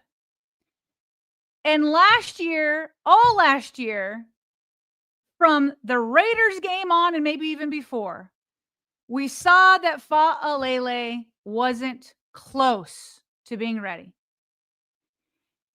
And at best, he has games where he's like at best average and doesn't have like these silly things where he's falling down or in a blender or whatever. You knew who Fa'alele was. You knew that John Harbaugh doesn't believe in Ben Cleveland. But you kept telling us week in and week out, Fa'alele was good. And then at some point he had a good game. And everybody's like, see, we told you. See, we told you. And then he goes back to being Daniel Fa'alele. And I get that you like your guys and you got to have your back. And I do agree that that's what a coach does, is you definitely, outside of Todd Monken yesterday, you publicly show support. But everybody knew it. And if you wanted to continue to commit to the developmental project, then you should have had a better backup plan. But your backup plan was Ben Cleveland, who very well could play better. We don't know. He hasn't got out there.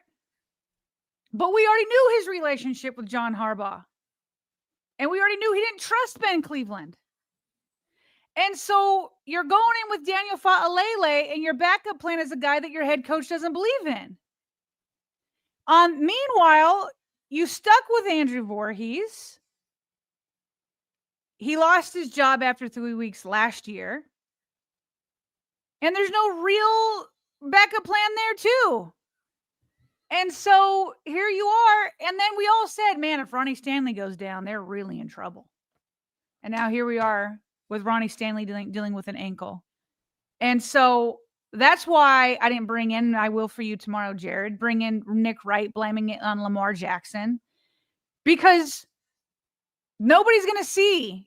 Do you think Nick Wright cares about John Harbaugh talking about how it's the coach's fault for not putting Lamar Jackson in a position to succeed? Do you think Nick Wright wants to hear that? No, all he wants to hear is, see, I told you. Told you Lamar's not that guy. Do you think Nick Wright is going to look at this film and be like, holy crap, Lamar Jackson didn't have a chance? All he's going to say is, oh, Lamar should have thrown it away. And he should have thrown it away. But it's snap after snap after snap after snap. That in the back of your head, it's growing on you as a quarterback, that it's like, I can't trust him. And almost on every play, if I don't try to be Superman on every play, then I'm going to have to throw it away so often. And so until you look at these things, you just add to the narrative. You just add to the narrative. But they did not help him with the game plan yesterday, and they have not helped him by sticking by these guards that everybody was talking about and being nervous about and saying they aren't it. And you didn't even have a backup plan in case they weren't. There's a very real possibility, Sarah, that protecting QB2 Cooper Rush's blind spot on a really gotta-have-it game in a lot of ways on Sunday will be Joseph Noteboom at left tackle if Ronnie cannot go. Emory Jones, there is absolutely no clarity or timetable on where he is, their rookie second-rounder out of LSU. Ben Cleveland's not coming to save this team. George Warhop doesn't appear to be capable of saving this team from an offensive line standpoint and protecting Lamar. And now, Sarah, they're in a position where they've essentially gotten, it seems harsh, but they got what they deserve. Their quarterback is injured now for the next couple of weeks as a result of a lot of these decisions, whether it was obviously unintentional to get to this point, but they're here now, and we'll see how they respond. Because again, this analogy that we keep coming back to, the waters are rough right now, and the ship is in danger of sinking. Back to Super Chats. Sure thing. Believe we left off with Scrap. And by the way, he meant Chris Horton on this one earlier on, I believe. So no, we still didn't see it, but thanks, Scrap. Tim T says season isn't lost, but if it is and Harbs is gone, Jesse Minter is a top candidate, which I love. Is there any other coaches you have interest in? Chatted about this yesterday on the live stream, Sarah. A few names came to my mind. Whether you're looking, depends on what you're looking for. Are you looking at offensive-minded coach, or are you looking at a defensive-minded coach? If it's the latter, I think Brian Flores in Minnesota comes to mind. If it's the former, I think somebody like Joe Brady in Buffalo comes to mind. I think Cliff Kingsbury, being that he has previous head coaching experience in Arizona, comes to mind. John Gruden is out there. Not sure that would make the most sense in Baltimore, but John Gruden is out there. He was passed on last hiring cycle, but I think he got some buzz, and I think he even interviewed, if I'm not mistaken. So those are just a few names that come to mind. And obviously the elephant in the room coming off Sunday is Steve Spagnuolo, who's the Kansas City's defensive coordinator. Was there anybody that I didn't mention that was on your mind? No, that's plenty. I just going back to, I just remember the last time the Ravens went through this, Steve Bisciotti back then was like, I want to find the new up and comer who I can have as a head coach for 20 years. Like that's how he looks at it. Like he wants a 20-year future Hall of Fame coach. So a lot of those guys, are more seasoned than what I think he's looking for. But it could also be like, hey, I've got a window with Lamar Jackson and I can't afford to look for the next up and comer. And I just need to find, I would hope that they would get an offensive minded guy who would be ideal for Lamar Jackson, because he's your bread and butter. He's the one who would get you to a Super Bowl. Another name I'll throw out there that would probably meet that criteria that you just mentioned there would be Zach Robinson. He's the offensive coordinator for the Atlanta Falcons. Somebody that's young. Matter of fact, I actually just looked. Oh, he's not, I guess, compared to Zach. He's Zach Orr, meaning he's a little bit older. He's 39. But that's somebody that's got Michael Penix playing pretty good ball here so far through the start of the season. Kevin Riddell, let me know, Kev. Need to center Ben and Bullock. I need to see Ben and Bullock at guard. Oh, yeah. Yeah, so Ben Cleveland and Corey Bullock, he wants to see at guard. Alexander better be ready now, meaning Jair. Kevin Bonham, Sarah. 77 made the Pro Bowl as like an alternate for sure. Several alternates down. That tells you conspiracy. Trust your eyes, people. LMBO. One thing you can't trust in today's NFL, given the way that Pro Bowls are handed out and voted on, is when you go look a player's resume and see how many times he's been a Pro Bowler. Like, it just doesn't tell the full story. It's a popularity contest, let's be honest. Sean Young, it doesn't take away from guys that are that every single year, because if you're popular, you're clearly talented. But sometimes in Daniel's case, a year ago, it's a bit deceiving. Sean Young writes, maybe Harbaugh and Monken need to watch all 22's videos. Geez, it would be comical if it wasn't so tragic. Kobe Pruitt is back, Sarah. Daniel isn't just a liability. He's dangerous. The gross negligence needed to leave him out there risks your quarterback one's well-being and 25% of your cap to a player that has no business being on the field. Captain Hart is back. He says, John Harbaugh, quote, I feel better after watching the film. Yeah, right. Woof. Nate Campbell, for you. We all were pounding the table in the preseason saying 77's turnstile of play was going to get Lamar hurt. Literally almost everybody was pounding the table on that. I need 10 different meatloafs on this Tuesday. Eric Hill drops in a 10 gift. 10 ship. Eric, 10 more Channel Vaultron memberships have been thrown out there randomly to 10 new subscribers of ours, thanks to Eric Hill's generosity. Appreciate you, EH, as always. Richard is in the house. Ravens and Orioles both suffer from fraudulent GM disease. One trade deadline D-line guy isn't going to fix things. That's true. Too many holes to fill. Orioles are in the process, Sarah, of finding their next manager, and whether or not Mansolino will be the guy that's promoted to actual non-interim manager remains to be seen. He did somehow weather the storm a little bit and at least keep them competitive down the stretch, and he was above 500 after he took over for Brandon Hyde, who was let go in season. But I would imagine they're going to go and find somebody like a Bruce Bochy, for example, that just became available. Eric Hill says the offensive line shows the greatness and simultaneously hinders the greatness of Lamar. Hashtag LJ8 praying for you. Hashtag 8 will overcome. Hashtag squirrels. Hashtag Gumtree. More promotion for our newest sponsor. Brian Imhoff, Sarah, for you. Since Rush will start percentage time to add Mitchell, maybe saying perfect time to add Mitchell for more dynamic run plays, keep defenses guessing. Yeah, like bring out as creative as you can get with the run game. As creative as you can get with as many backs as you can get. Kodak is back. Like I said, Sarah, this is EDC's fault. True Sun says, how about this Brian Flores and OC Mike McDonald? God King, Sarah, for you. Why Mike McDonald's not coming back? Why can everybody else see 77 except Harbaugh and EDC? Thanks, God King, and thanks to all of you for weighing in with Super Chats. I know you got a couple more quick hits, but before we get there, let's get our patrons in here. Christopher Washington and Brian Walters, thank you both for believing in what we're building. We appreciate you for being integral members of our Vault Patreon community, as you both have been for years running now. Patreon.com/RavensVault podcast is a great way to support the program if you guys are interested in doing so. Shout out Chris. Shout out Brian. We appreciate you both. We were wondering yesterday, will Kyle Van Noy and Marlon Humphrey end up doing podcasts? They at least waited one day. Maybe it was because they were traveling back from DC late. Casey? Yeah. What did I say? DC. KC late.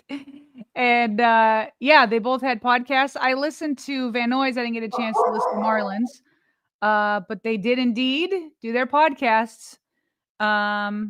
Which again, I don't have a problem with, but they just got to know this is the risk they're taking. Fans are not going to like you doing this if you're losing and you're losing this bad. So they're taking heat. There wasn't a lot of views on them when I last looked. Let's see, when did I screen grab these?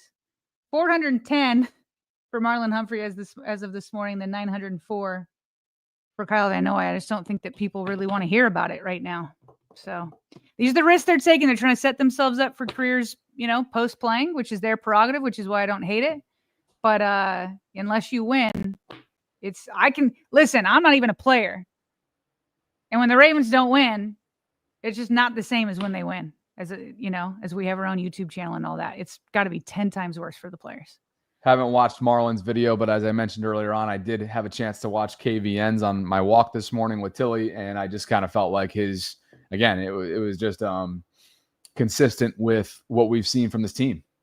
He just seemed bruised and broken, to be honest with you. And I know he is bruised right now. He's dealing with a hamstring, and best wishes to him as he makes his way back. I saw, multiple beat reporters that were, tweeting out pregame that he was trying, or at least he was going through a pregame workout in Kansas City and ultimately couldn't go. But to your point, Sarah, this is something that they make themselves susceptible to this kind of criticism when you do an in-season show, and there's ebbs and flows that come with it. And, they've gotten away with it in recent years because they've mowed down competition in the regular season for the most part since these podcasts started. Marlon used to do one with Jack Settleman, friend of the program. So this is the reality of it. And they got to be willing to take these ebbs and flows to the chin at times. One more quick hit. This one's for me because I watched this one last night. It was a doubleheader Monday night game. And Sarah, the Bengals are now 2-2 after their 2-0 start. They lost Joe Burrow, of course. He's down for the next 3 months at best. And Denver thumped them to the point where Joe Buck and Troy Aikman said on their way out that it was an embarrassing performance by the Bengals. 28-3 was the final. Bo Nix lit up the stat sheet, 29 of 42, 326 yards, 2 touchdowns and a pick, quarterback rating of 97.9. And honestly, it wasn't even Jake Browning's fault. I mean, the guy, 14 of 25, 125 yards. The offensive line was brutal. He was sacked 3 times, pressured a whole lot, quarterback rating of 69.6. Okay, they just had 53 rushing yards as a team, 106 passing yards as a team. J.K. Dobbins looked great. 16 carries for 101 yards on the Denver side of things. Cortland Sutton, their top receiver, 5 receptions for 81 yards. Check that. And a touchdown. But this is a Cincinnati team that's reeling without Joe Burrow. They got absolutely throttled in the time of possession game. Wait till you hear this. 37 minutes and 58 seconds, Denver controlled the football to 22 and 2 seconds for Cincinnati. Whoa. 15-minute difference plus was how Denver controlled this game in every aspect. They were 8 for 14 on third down, and they didn't even win the turnover battle. But they just controlled the tempo. Cincinnati is reeling right now. This division is wide open, and right now, the Steelers look like they're in pretty darn good position to control the narrative in the AFC North for the next couple months should the Ravens continue to scuffle the way they are. They'll hit their more difficult part of their schedule for sure, but I don't know. We were talking earlier. You're like, hey, they're not going to win the division. Maybe try to go for a wild card. I think it's more realistic. Not saying either one is super realistic, but I think it's more realistic that the Ravens find a way to win the AFC North with the way the Bengals are dropping. The Browns are the Browns. So all you got to do is really focus on the Steelers, and they will hit their harder part of their schedule. Is it more likely that they are able to beat the Steelers when they're, say, like when Lamar Jackson and company are back? Or is it more realistic that they beat out the wild cards from the AFC West, which could either be the Chargers or the Chiefs or the Broncos? You know what I mean? Like, to me, it's more realistic that they catch the Steelers over any of these other wild card teams. We'll see. Next month for Pittsburgh right now. Cleveland at home, on the road at Cincinnati. Then to your point, it starts to get a little bit more trickier come week 8. Green Bay, Indianapolis, at the Chargers, back to a home game against Cincinnati. Anyway, this division could take different shapes 15 different times between now and the next couple months. Sorry for all the Tilly interruptions. She's mad. There's I things get that it. are going on outside. I don't know what the heck's happening here. But 2 hours of content for you guys today. I think we're probably going to do 2 pullouts, so we'll talk about that after the show.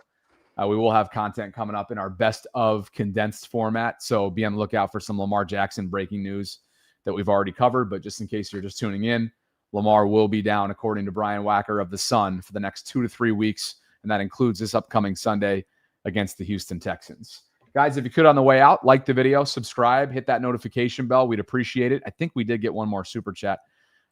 People are asking about your walk and talk. I'm looking at the chat right now. One and done. Apparently you talked about your... Oh. One and done. There's another one that you liked, though, right? From Friday? Yeah, I enjoyed last week's walk and talk for sure. Don't know if there's going to be a second one. She seems a little flaky, and I'm too prideful to follow up. No, I'm just kidding. I will follow up. She's just been a little bit flaky for my liking, and I think when you get to a certain point, you try to balance out that persistence versus like self-respect and being smart about, like, let's be honest, if somebody's interested, they'll follow up. And while she followed up, there hasn't been a ton of dialogue since. So another one tomorrow. She's originally from Spain. That's where I lived for a few months. So that'll be fun. You can go to Tampa for a little walk and talk. JL Green says, I'm still stuck in the second stage of the 5 stages of grief. Watching everyone else on this forum is helping me. Appreciate you, James, for being here. 5 stages. Denial. So he's past denial. He's in anger. He's stuck in anger. Next is bargaining. We'll get to bargaining soon enough, probably after the bye, but there's going to be some bargaining. Depression, and then finally acceptance. Thank you. I was just going to ask. We'll all go through this together. Yeah, I was going to ask you what those consisted of. So thank you. JL, we'll get you through them. We'll get you through them as best we can. We thank you for joining us today, guys. Thanks to Primary Residential Mortgage. Congratulations to our winner. Hopefully we'll hear from him at some point. And tomorrow begins a new giveaway. So if you want to get a head start, you can go to PRMI Mid-Atlantic on Instagram to enter yourself in for our free $100 Fanatics gift card giveaway. We thank you. All 6,800 plus of you that are concurrently watching us right now. We appreciate you. On the way out, if you could like the video, subscribe, hit that notification bell, consider becoming a channel member, gift-giving membership, supporting the program on our merch line, thevaultpod.com/shop. Thanks, guys. Thanks to you, partner. For Sarah Ellison, I'm Bobby Trossett signing off from this Tuesday Ravens Lunch Hour live stream. We'll be back with you on Wednesday. There'll be plenty more to dive into. And as always, Vaultrons, thanks for spending some time with us here inside the vault. We'll talk to you soon.